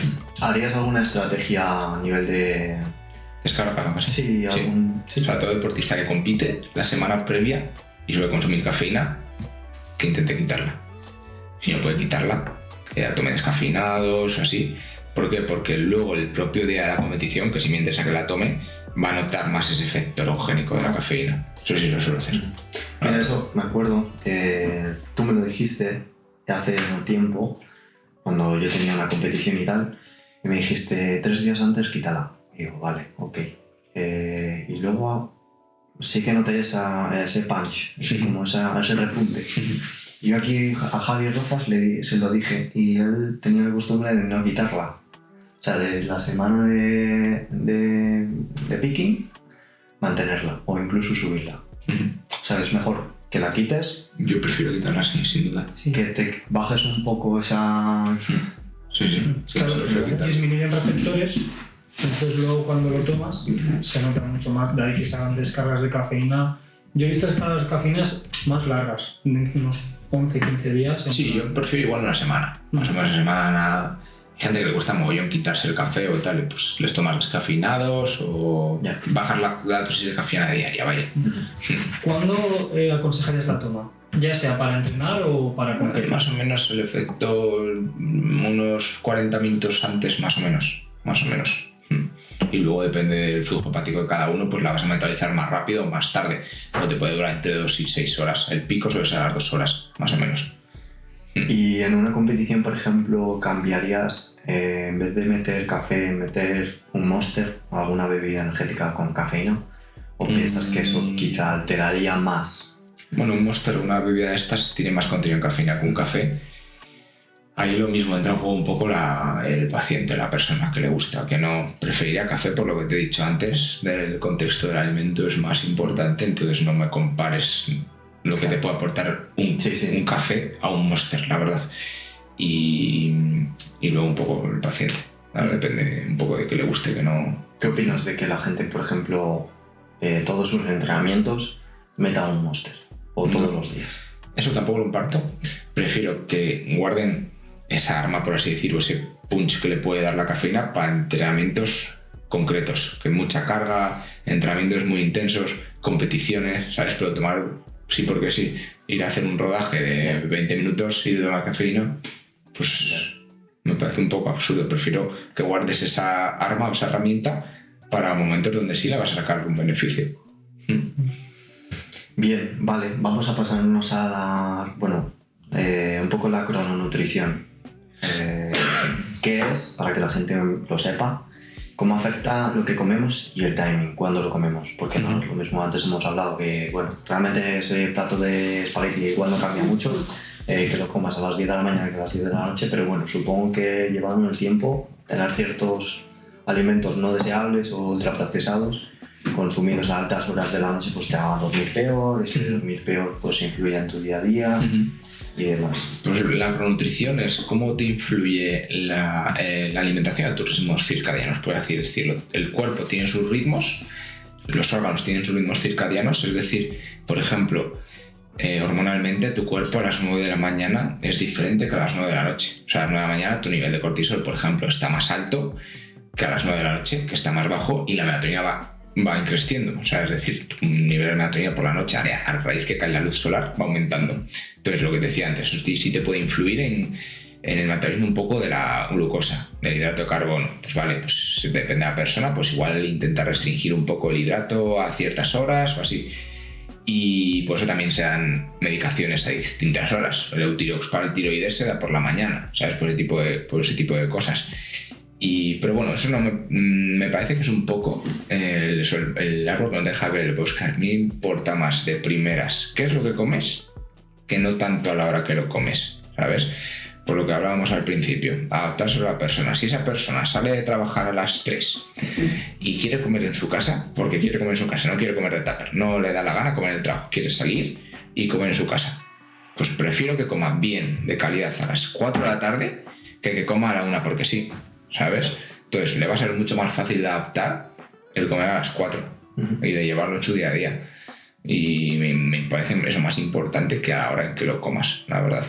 Luego, si ya te quieres meter más específicamente, bueno, pues sí, lo ideal es que una recomendación que sí que doy es que sí me gusta que la gente, la última comida del día, intente hacerla mínimo 2 horas antes de dormir, etcétera, etcétera. Pero me centro más en otras, de primeras me centro más en otras cosas, la verdad. Y por ejemplo, en el deportista, ¿crees que gana un poquito más de importancia la comida pre-entreno, posición, sí, etcétera? Sin duda. Y más depende si al día siguiente entrena por la mañana pronto, es un deportista al que no le entra nada por la mañana, es incapaz de comer nada y va a entrenar pronto, pues esa persona sí que le va a meter algo de carga de hidrato en la cena, ¿sabes? Porque lo necesita para su rendimiento, para competir. También depende del objetivo que tenga cada uno, pero sí, en esa persona, su contexto tiene cabida meter hidrato en la cena y además lo necesita. O compita al día siguiente, aunque compita por la tarde, me da igual, seguramente la cena el día anterior vaya a comer hidrato. Claro, sí, o por ejemplo eso que compiten, yo que sé, en 20 minutos, pues igual no le vas a dar una comida altísima en grasa, que va a reducir pues, el vacío gástrico, va a hacer que todo sea más lento y puede igual llegar con una pesadez estomacal que le condiciona el entrenamiento. El día de competición, súper importante, una buena digestión. Entonces, el día de competición, les recomiendo, nada de productos ricos en fibra, que eviten la verdura, o plato muy pequeño, o guarnición o algo así. Y buscando un poco la fácil digestión y que estén cómodos para competir, la verdad. Pues yo los días bueno, dependerá un poco de cada persona. Yo los días de competición y esa semana intento meter avena, mucha avena, o sea, mucha fibra. Pero esa semana los días de competición. Esta semana, incluso el día de competición. El día de competición yo prefiero que se restrinja bastante la fibra, sí. Pero bueno, la avena es un hidrato, es un cereal que tampoco te creas que, o sea, no le vería tanta pega meter avena, yo que sé, en el desayuno. ¿Sabes? Algo de fibra vas a meter, pero me refiero a niveles altos. Pues si vas a comer arroz en la comida pre-competición, que no sea integral, que sea blanco, que esté bastante cocido, la patata bastante cocida, carnes muy magras, pavo, pollo, merluza a la plancha, algo que facilite digestión, o sea, se digiere mucho más rápido un arroz blanco bastante pasadete, más bien de cocción, que un arroz integral. No me interesa que ese día metas pero el arroz integral es buenísimo para la salud. Pues ese día no me interesa que un deportista le meta, la verdad. Entonces, complicarse con esas cosas, lo que tienes que buscar es lo que mejor le vaya a la persona en ese momento concreto. En cuanto a cantidades, por ejemplo, en la cena, ¿qué prefieres? Imagínate que yo como 2 veces al día y mi cena tiene que ser, pues bueno, tengo que cuadrar macros, o tengo que cuadrar calorías y demás. Claro, tú has dicho 2 horas de diferencia entre cena y acostarme. Por lo menos. Por lo menos. Si yo tengo que meter una cena para cuadrar esos macros, que es muy grande, ¿cómo lo harías? O sea, ¿meterías más todo durante la comida y bajarías el volumen de comida quizá en la cena? Sí, depende de las sensaciones suyas. Si eres una persona que aunque cene mucho, duerme bien, pues cena mucho, te toca y ya está. Pero si le incomoda o tal, pues se lo distribuyes mejor, la verdad. Pero aún así sí que le metería algo. Lo pregunto por el tema este de que si cenas mucho, pues vas a repercutir en tu descanso, en que no vas a dormir, aunque te siente bien. Es como que tu sueño ya cambia. No, pero si más o menos dejas ese tiempo hasta que te vas a dormir, no hay problema. Sí, no debería haber problema, la verdad. Pero eso es muy individualizado, Javi. Es lo que te digo. Igual que a gente que se toma un café, yo me tomo un café, bueno, ahora o luego para cenar y me duermo perfectamente. Yeah. Y hay gente que sí le afecta. Eso un poco depende de cada uno. O sea, al final puedes distribuir los macros en plan que la comida sea más rica en grasas y luego la noche pues que sea más rica en hidrato, por ejemplo. Sí, es lo que decía, que igual cenar, comer un poco más y cenar menos. Eso es. Pues vamos a ver que todavía nos quedan cosillas por ahí. Vamos a hablar un poco de suplementación deportiva. ¿Qué es la beta-alanina? ¿Para qué se puede usar? La beta-alanina es un aminoácido que lo que te hace es aumentar los niveles de carnosina muscular. La carnosina lo que te hace es un poco función tampón. Es decir, tú, por ejemplo, haces un esfuerzo intenso y el propio metabolismo muscular te genera metabolitos como los iones de hidrógeno que te acidifican el medio. Entonces, lo que hace la betalanina es un poco función tampón, prolongar un poco la fatiga asociada a esa acidosis. Sería como el bicarbonato producido por el cuerpo. Sí, exacto. Entonces está bien, sobre todo para ejercicios concretos de ciertas intensidades, por ejemplo, un powerlifting, que su ejercicio intenso dura nada, 3 segundos. Igual en ese tampoco va a tener no se va a beneficiar tanto de eso porque su obtención de energía es vía fosfagénica, es decir, no interviene tanto ese tipo de metabolismo. Entonces no va a generar tanta acidosis. Es más para ejercicios pues, que duran entre 1 y 7 minutos, 4 o 5 minutos. Una dieta de CrossFit o así, sí. Pero sí, es un suplemento que está bien, que tiene su evidencia, sobre todo a la larga, prolongado. Por lo menos sí aumenta bastante los niveles de carnosina muscular a las 8 semanas, 6 semanas. Y una cosa curiosa de la betalanina es que pica un poquito al tomarla, porque produce parestesias, que el cuerpo se adapta ya a la semana o así. No lo notas, pero una cosa que se suele notar, que lo tienen muchos preentrenos, porque hay gente que toma preentrenos y le pican, porque seguramente te da betalanina o algo así. Pero sí es un suplemento interesante la betalanina, ¿verdad? Sí, yo es algo que cuando viene alguien a comprarlo siempre lo digo. Digo, si encima tomas lo tomas bien y tal, te va a picar, pero bueno, no pasa nada. Yo lo he sentido con preentrenos y sí que al principio es como raro, ¿no? Dices, que un poco sobre todo las extremidades, punta de los dedos y demás, y la cara, y dices, pero bueno, te acabas acostumbrando fácil. Yo tenía una persona que me vino diciendo que se le habían dado mal la caducada porque le picaba el tomarlo. Claro, sí. Es importante, sobre todo si no es deportista y lo ha escuchado y lo quiere tomar porque se ha apuntado, lo típico, ¿no? Se apunta al CrossFit y va con todo el equipaje. Va súper maqueado, va con zapatillas nuevas, las nano no sé qué tal, va con toda la suplementación y te viene en plan, oye, que esto me picaba, no sé qué, y tú, bueno, tranquilo, te lo explicas desde el principio, pues si no se pone nerviosísimo, ¿no? Sí. Yo la primera vez me puse, o sea, no te pones nervioso, pero dices, coño, ¿qué me pasa? ¿Sabes? Como estoy drogando. Encima es que como lleve cafeína y tengas poca tolerancia, te pegue todo el subidón, vamos, estás en el gimnasio como una moto, tío. Sí, totalmente. Haces perro. Vale, vamos a creatina. ¿Qué es la creatina y en qué deportes nos puede venir bien? Porque hablando un poco de esos fosfágenos que has mencionado antes. La creatina es probablemente el suplemento que más evidencia o más estudios tiene de que le respaldan su ayuda ergogénica, y es un compuesto que se sintetiza vía 3 aminoácidos y lo que te hace es, hablando de vía fosfagénica, el cuerpo obtiene la energía, o sea, su llave para obtener energía es ATP, o sea, solo entiende ATP. Lo que va a acabar de resultado metabólico para obtener energía es ATP, da igual que comas grasas, que no sé qué. Entonces, ese ATP, el cuerpo lo utiliza, tiene unos almacenes que duran poquito tiempo, 2, 3, 4 segundos, más o menos. Y lo que te hace la creatina es, mediante una enzima, que es la fosfocreatina, el metabolismo de ATP forma un ADP y un grupo fosfato para obtener energía. Entonces coge ese ADP y vuelve a formar rápidamente creatina. Te daría, yo qué sé, una rep más, 2 reps más. O sea, la gente piensa que por tomar creatina o betalanina van al día siguiente a tener superpoderes, ¿sabes? Sí. Y lo que te hace la mejora es Black Adam. mínima. Sí. ¿Has visto Black Adam? No.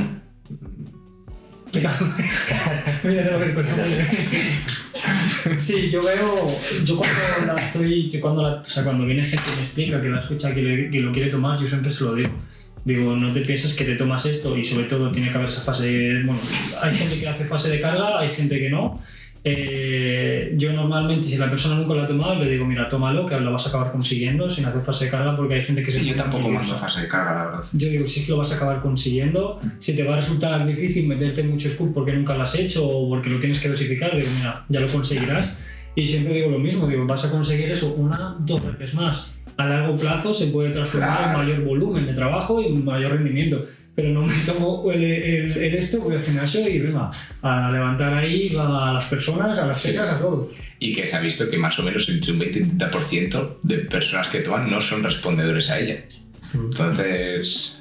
Tiene otros beneficios, oído, ¿no? O sea, se utiliza mucho en veganos, vegetarianos... Hombre, porque el vegano y el vegetariano, como es la creatina está en los alimentos presentes, sobre todo los de origen animal, carne, pescado, etc. Y en el vegano obviamente esa fuente no la tiene. Entonces sí que puede notar más ayuda ergogénica en la persona vegana que lo empieza a consumir, igual que la betalanina. ¿Cómo lo tomarías? He escuchado que responde mejor con alimento que solar. No sé si es verdad o no.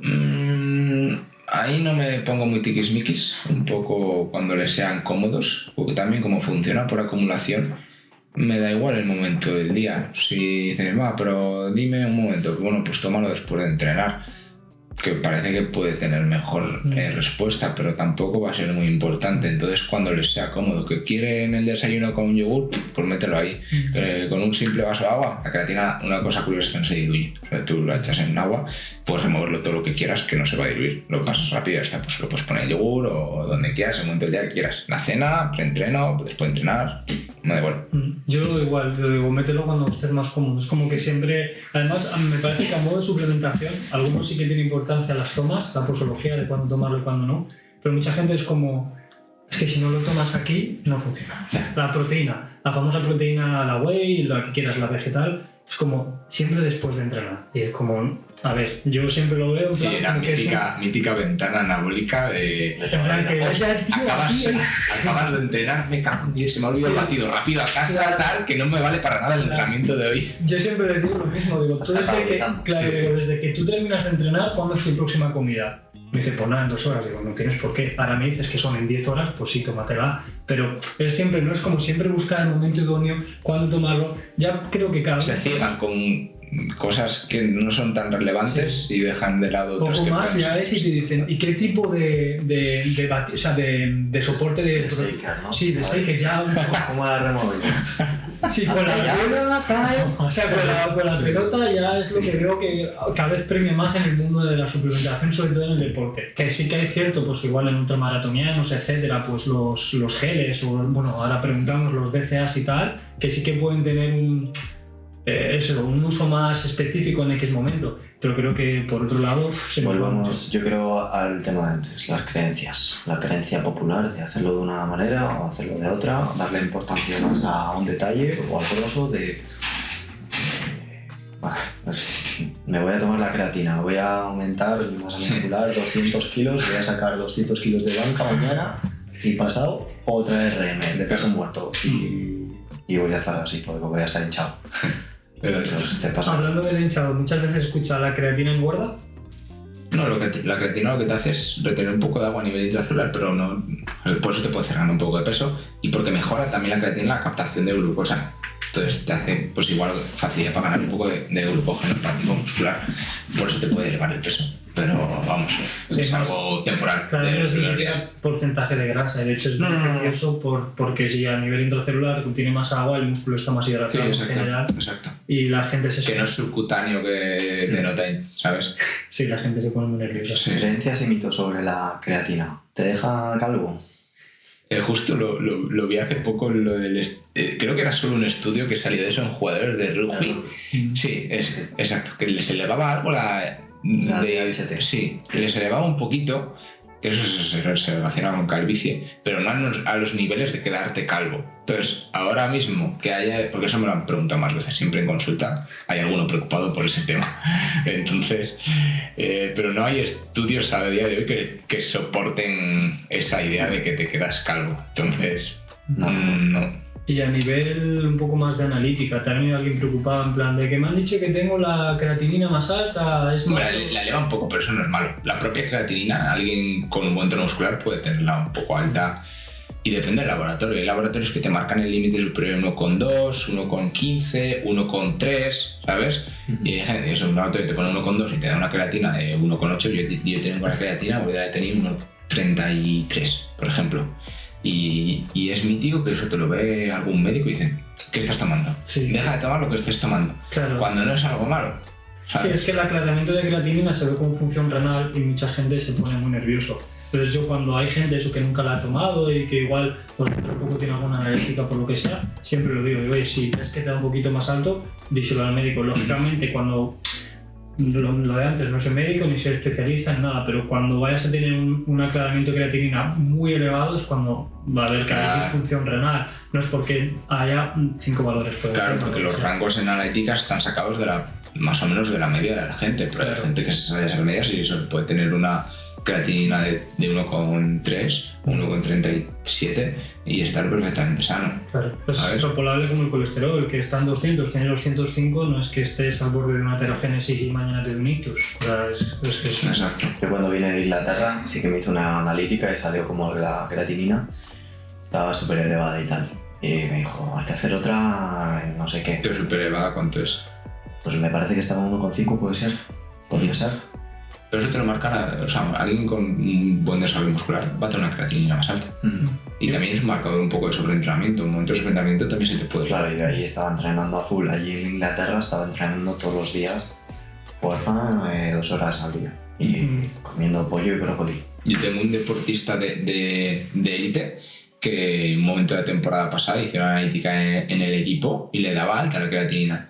Y era seguramente por sobreentrenamiento, porque estaba entrando mucho el tema muscular, estábamos ganando peso, estaba jugando, entonces sí que podría ser un factor por sobreentrenamiento. Sí. Si bajas un poco igual el nivel de gimnasio y así, estaba a punto de acabar la temporada y así, pero probablemente pudiese ser por sobreentrenamiento. Hay valores que suben, creo que las transaminasas son más un poco elevadas. Sí, la transaminasa... las transaminasas hepáticas se te pueden elevar por el propio entrenamiento o por alguien que coma poco hidrato de carbono. ¿Por qué? Y que entrene.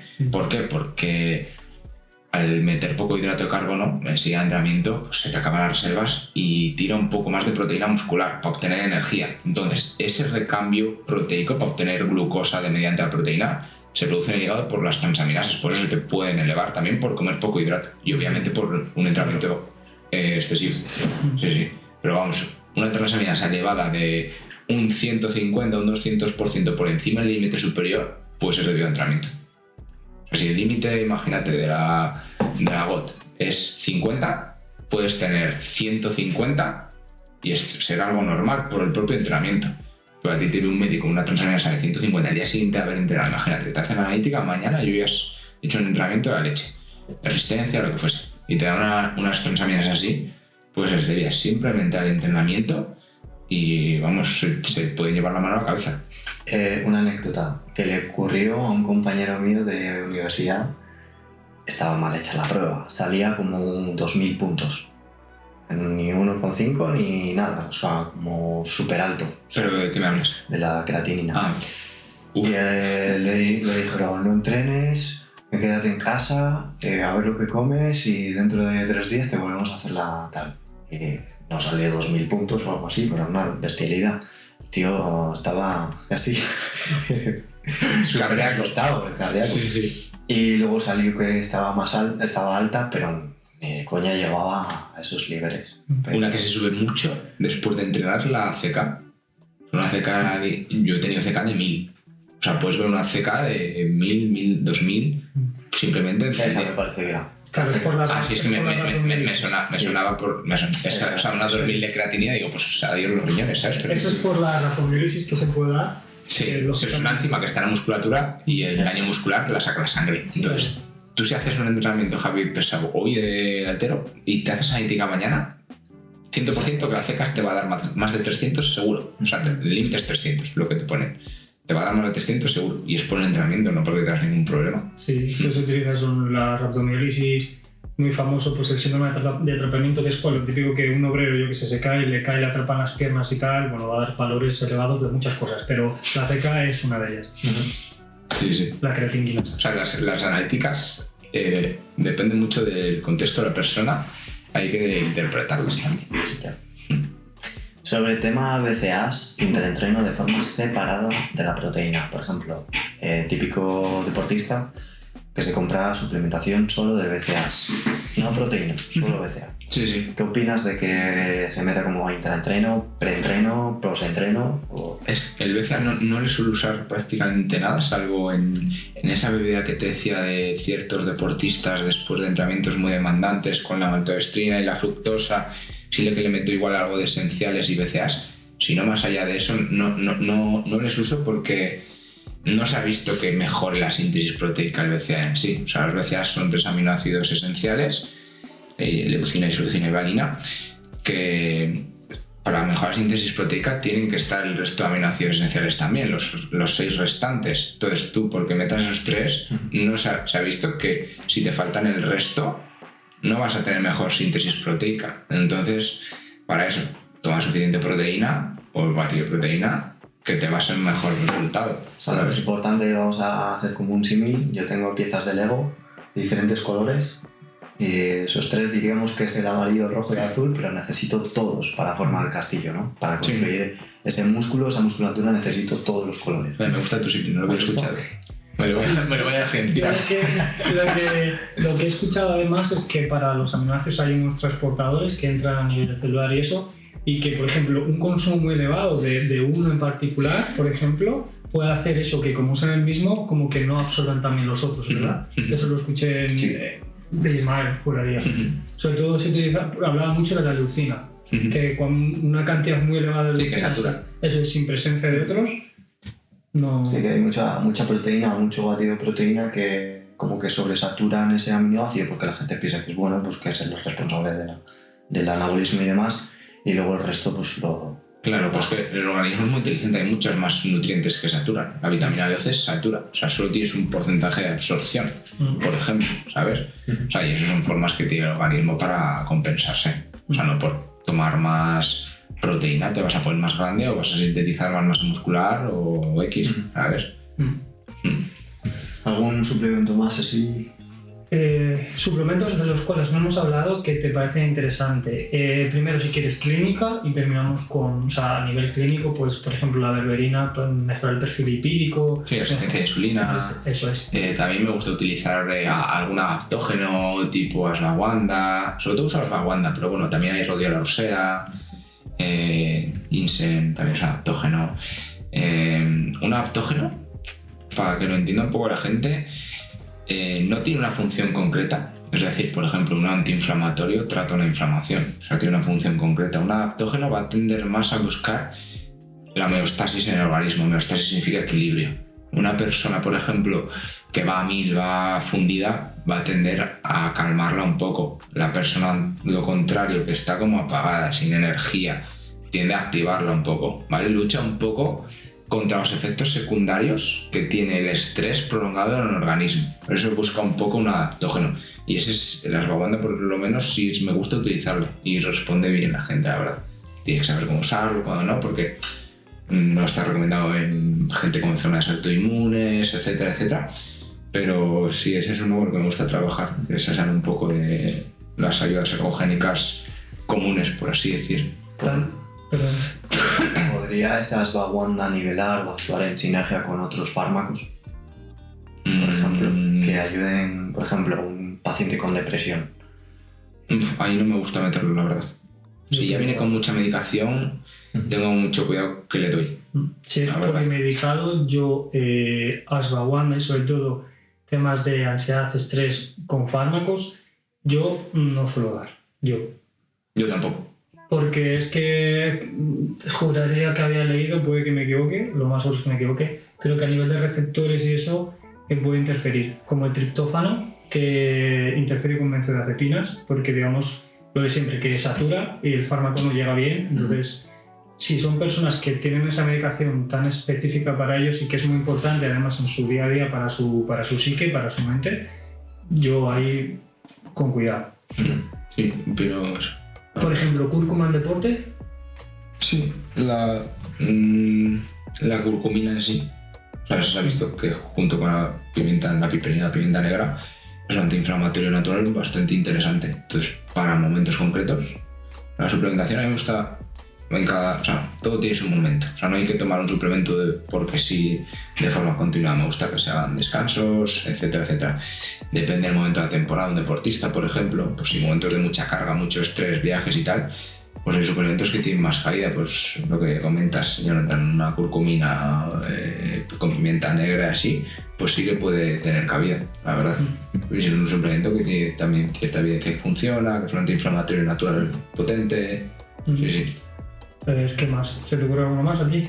algún complemento, que no hemos recalcado la importancia del tema de diferenciar entre suplemento y complemento, porque hay gente que lo suple directamente. Pues uno interesante también, dime. El omega 3, ¿ibas a decir? Bueno, te iba a decir vitamina D. Bueno, Pero vale. sí, te iba a decir la vitamina D, pero hablando del omega 3 que dices tú, pues es un nutriente que lo puedes obtener por alimentación. Sí que es cierto que deberían de suplementarse por lo menos por épocas o ciclos anuales la gente vegetariana o vegana, porque no tienen tanta disponibilidad de ello, y sí que deberían de tomarlo, sobre todo DHA-EPA, relación 2:1 DHA-EPA, y unos 1000 miligramos, 1 gramo al día, entre 1 y 3 por periodos anuales. Y lo que decía de la vitamina D, lo que te iba a decir la vitamina D, que ese es un nutriente súper importante. ¿Por qué? Porque interviene sobre todo en el sistema inmune, ¿vale? Bueno, fijación de calcio, etcétera, etcétera, pero súper importante para el sistema inmune. De hecho, se vio en estudios de gente que se infectaba por COVID, solían tener bajos niveles de vitamina D. Entonces, es un suplemento. Viendo una analítica, prefiero viendo una analítica, depende de los niveles que tenga, que lo tome, la verdad. Es un suplemento que sí o sí daría. O sea, yo, por ejemplo, no. Tú si no tienes... Estando normal. No, si tienes unos niveles imágenes de 40 en la analítica... Pero no, si no. yo, por ejemplo, me quiero prevenir del COVID o de una enfermedad... No, si estás en rango, no por darte más, va tu cuerpo a decir, superpoderes también para Javi. Bueno, no se ponte de nada. Sistema inmunitario. Lo mezclo con creatina. No, pero por ejemplo, lo digo poniéndome en la piel de gente que piensa que, no, cambio de estación, la miel, vitamina D, o vitamina E, o vitamina C. ¿Qué piensas sobre ese tipo de...? Igual eso es en concreto no. Igual algún antioxidante, alguien que se constipe mucho, se resfríe mucho, tipo el NAC, o N-acetilcisteína, que es un antioxidante hepático también, promueve el glutatión, que es un antioxidante súper importante. Bueno, puede tener cabida también, pero en alguien que tiene buenos niveles de vitamina C porque le llegue la astenia primaveral, pues no le voy a dar vitamina D, la verdad. Yo, personalmente. Yo tampoco, o sea, yo siempre a día de mi trabajo no tengo una consulta privada que no puedo pedir una analítica. Yo si, por ejemplo, una persona muy mayor que siempre le pregunto qué tal sales de casa, te expones al sol, qué tipo de alimentación tienes, aunque viendo que la mayoría de administración de vitamina D es a través del sol, a través de la piel, si eso sí, si veo que me dice que todo que no, pues igual al menos le doy 2.000, entre 2.000 y 4.000. Suelo tirar por la baja, sin no meterme en analítica. Sé que mucha gente, porque ahora la vitamina D con el COVID, igual que el NAC y tal, se ha disparado. Y sé que hay gente que ya viene 4.000 diarias, en plan... Me vino una persona que vivía en Canarias y se tomaba 4.000 al día, viviendo en Canarias, y dice, no, yo estoy 7 horas al sol. Y yo, bueno...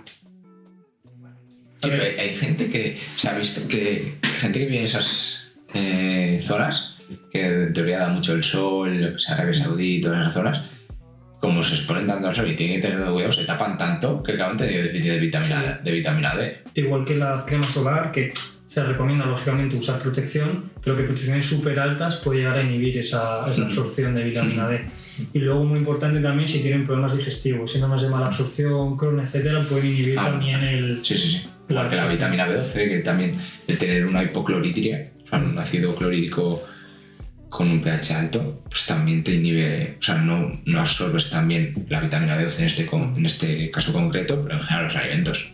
Sí. Hay gente que tiene extensiones abdominales simplemente por tener hipocloridria.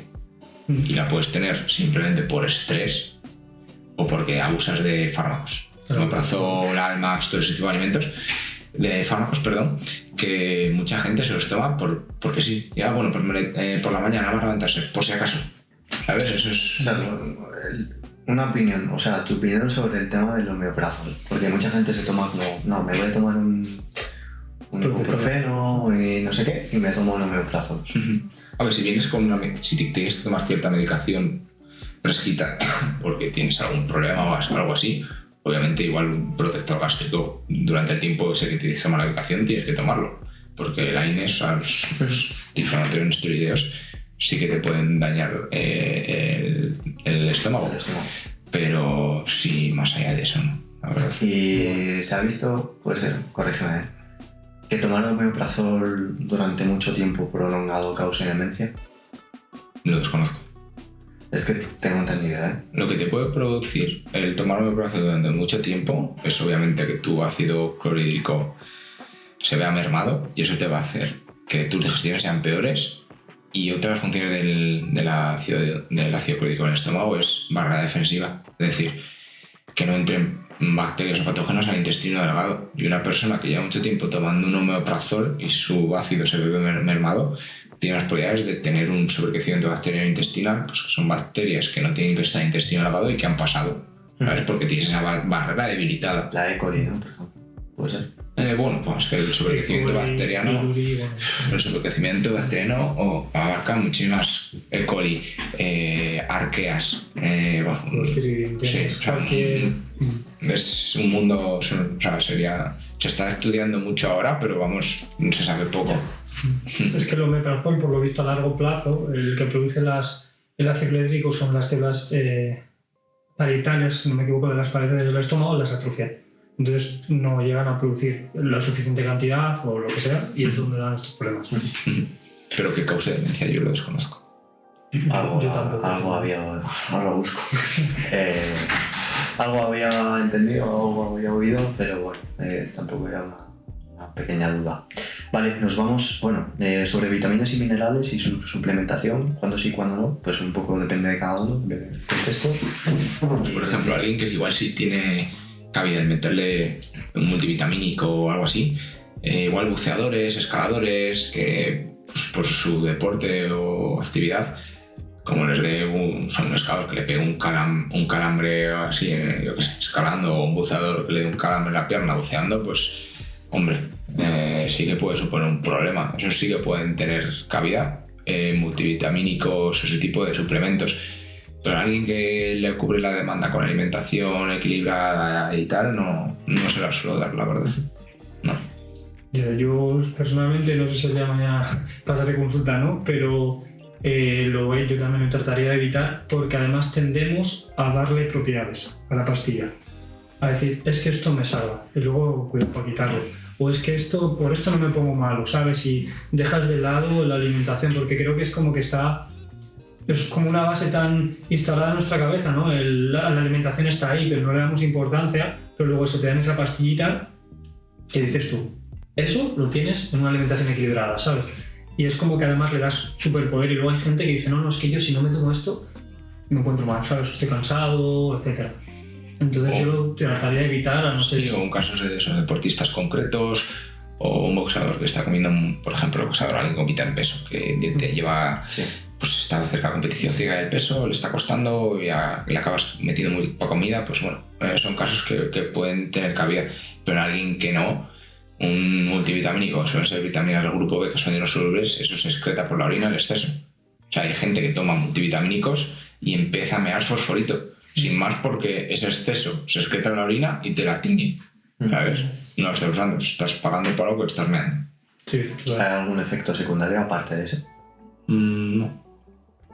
O sea, es un poco como la proteína, ¿no? Se elimina por la orina, sí, y listo. Bien. Vale, pasamos, ¿queréis al tema de las analíticas? Y terminamos con eso. Sí. Vale, porque, hay insulina, analíticas y ya estaría. ¿Que salga algún tema más? Sí. Pues bueno, sobre el tema de las analíticas, no sé si tú querías hablar algo en cuestión. Bueno, han ido saliendo lo de la vitamina B con los síndromes de malabsorción, etcétera, han salido esas cosas. Bueno, podrías... Las transaminasas... Eso es. El colesterol, ¿qué opinión tienes sobre el stand? ¿Realmente es tan importante? Lo que habíamos hablado antes, sobre la glucosa, en plan... El colesterol es súper importante para la salud, es decir, tu cuerpo lo genera.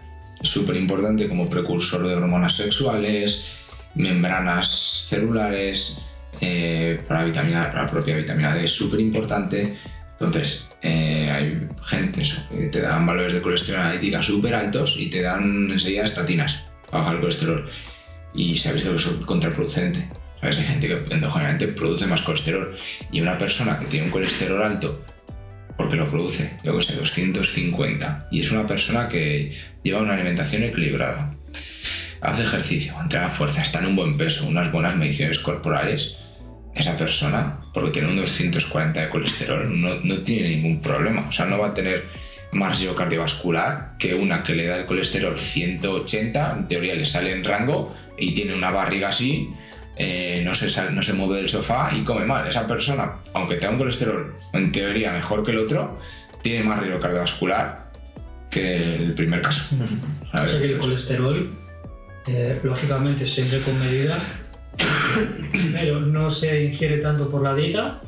Y luego sí que es importante, o sea, no hay que tener tanto miedo al colesterol, de decir, uy, colesterol que es solamente grasa. Lo que has dicho, ¿no? A nivel fisiológico tiene grandes importancias pues, en hormonas, esteroideas, etc. Sí, pero sí se ingiere por la dieta. Sí, por ejemplo, el huevos es muy famoso por su cantidad de colesterol, pero digamos que su principal aporte, como has dicho, es endógeno, ¿verdad? Los dos, endógeno y con alimentación, pero vamos, que un colesterol elevado, a mí personalmente, si lo veo en analítica, no me preocupa mucho, como si que tuviese además unos triglicéridos elevados. Ahí sí le da más importancia. O sea, un poco lo que acompaña al entorno del colesterol. El colesterol se puede ver elevado también por el entorno que tiene. Tiene una hiperglucemia, o sea, es diabético. Tiene una hipertrigliceridemia, encima tiene hipertensión. O sea, el entorno que acompaña ese colesterol, que encima está alto, pues bueno, a ese igual le ves con otros ojos de colesterol, pero si el resto de valores está bien, yo no le doy mucha importancia.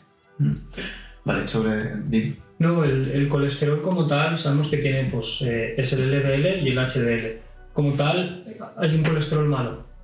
Siempre se ha pensado que el LDL era el colesterol malo, pero ahora lo que se va viendo en los estudios y cada vez se piensa más y se sabe más que no es tan malo uno ni tan bueno el otro, sino que está un poco ahí la cosa igualada, por así decirlo. O sea, no un colesterol, el LDL no es tan malo como lo pintan, la verdad. O sea, volvamos al tema de antes que has dicho tú, que es más importante el contexto.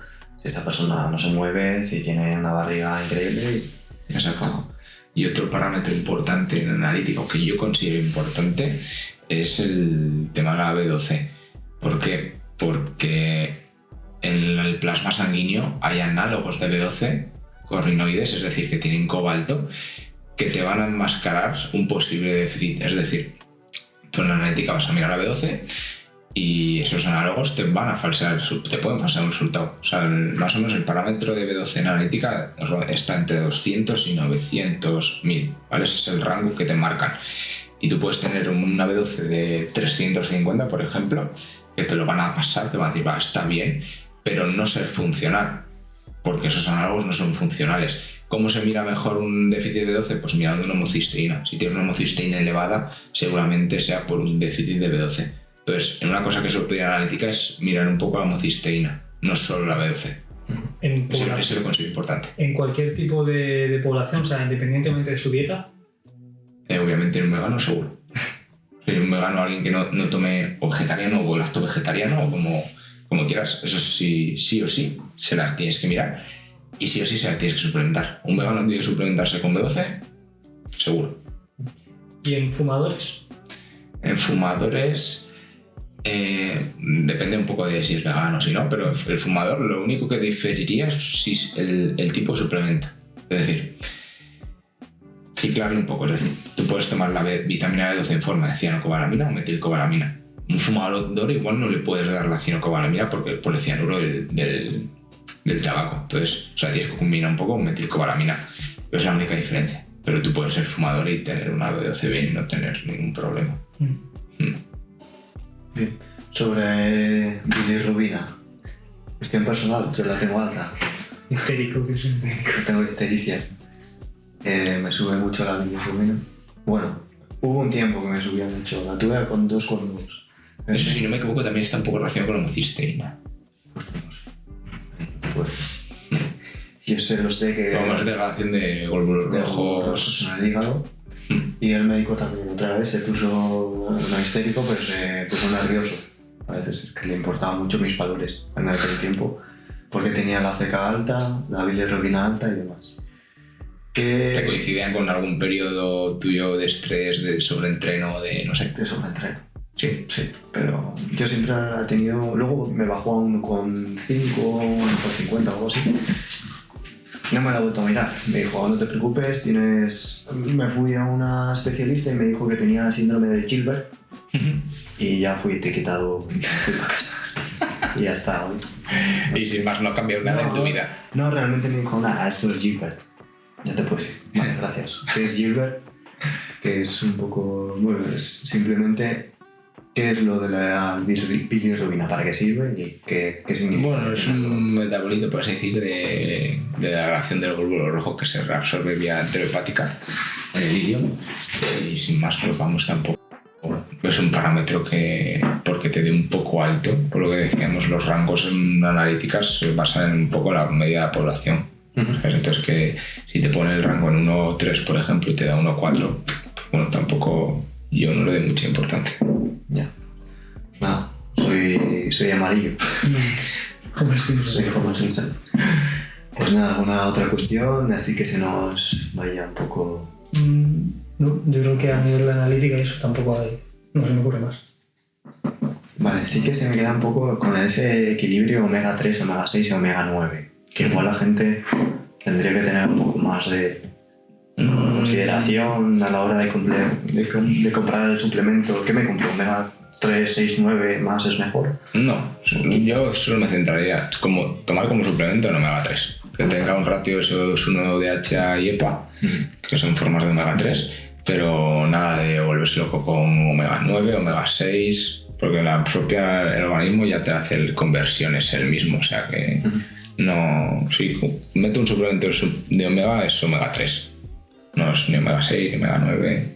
Perfecto, pues nada. Sí, yo omega 6, omega 9 tampoco, yo omega 3, porque de hecho es más fácil administrarse la dieta con omega 6 y 9, porque por ejemplo ultraprocesados van a llevar omega 6 a trisca, por el aceite de girasol por ejemplo, y el omega 9, por lo menos en España, quien no consume aceite de oliva, por ejemplo. Vale.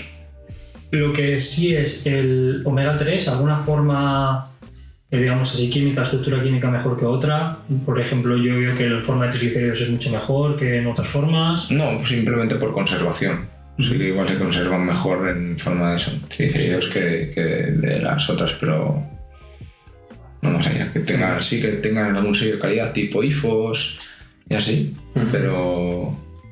Y por ejemplo, en personas, o sea, más o menos decías que era en torno a 1 gramo, que serán unos... Depende, 3 gramos Sí. También está bien. Eso es, que serán unos 350 de, no sé si era DHA o algo así. 2,1 suele ser de DHA. Eso. DHA. Y lo único es, por ejemplo, en personas que igual mayores, lógicamente con problemas de masticación, que no puedan consumir igual pues, alimentos de origen, pues, pescados grasos, etcétera, y que igual con enfermedades inflamatorias crónicas, ¿subiríais ahí la dosis para ese efecto antiinflamatorio que tiene el omega 3? Sí, en personas mayores sí que puedes meterlo también, igual que la creatina. La creatina sí que se ha visto que tiene evidencia de que en personas mayores puede venir bastante bien, prevenir, digamos, masa muscular, sarcopenia, etcétera, etcétera. Y el omega 3 sí es otro suplemento que sí que en ese tipo de población puede ser interesante. ¿Te viene algún suplemento así muy utilizado que no sirva para absolutamente nada? Para nada, quiero decir, algo que esté muy de moda, yo que sé. Termogénicos puede ser, por ejemplo. ¿Los utilizas? ¿Los has utilizado? No me gustan, la verdad, no los utilizo. Tampoco he visto yo mucho en consulta gente que use termogénicos, la verdad. Por eso tampoco le doy mucha importancia, pero sí, lo que tú dices no es algo que tenga evidencia de que funcione para nada, la verdad. Mejor termogénico es el ejercicio y tener un déficit calórico, ahí es cuando pierdes grasa. Hay gente que sí que se vuelve loca por, quiero más, quiero quemar más, voy a tomar este termogénico, este tal, y no te sirve para nada. Otro suplemento así muy popular es la glutamina. Una glutamina sí es interesante. Sí, a nivel de permeabilidad intestinal, sí. Lo que pasa es que cuando... Bueno, esto no lo sé, pero a nivel de deporte, yo no la daba, a no ser que fuese, por ejemplo, en CrossFit, ambiente muy agresivo a nivel digestivo y tal, ahí sí, pero para muscular, yo ahí por lo menos no. No, para muscular no. Yo la trabajo con deportistas de carreras de larga distancia, por ejemplo, que tienen una competición, pues unas semanas antes sí les doy la glutamina para mejorar un poco la permeabilidad intestinal, etcétera, etcétera. Pero sí es un suplemento interesante. Sí, a nivel de permeabilidad suele ir muy bien. Sí. Pues nada, chicos, lo cerramos aquí. Gracias a los dos. Me ha parecido súper interesante. Sí, claro, yo aquí estoy muy cómodo. Muchas gracias, Javi, por invitarme. Y eso cuando queráis, la verdad. Muchísimas gracias, Kiko. Gracias. Muchas gracias, Johnny, por ayudarme en todas estas preguntas. Además, tu experiencia nos ha servido a los dos. Enrique, Sí. Para mí ha sido una charla muy interesante. Así que nada, muchas gracias de nuevo a los dos. Y nada, chicos, muchísimas gracias a vosotros y sobre todo a la gente que nos ha venido a ver presencialmente, que se lo agradezco, sobre todo a Pollo Loco. Muchas gracias. Así que, chicos, nos vemos y hasta la próxima. Chao.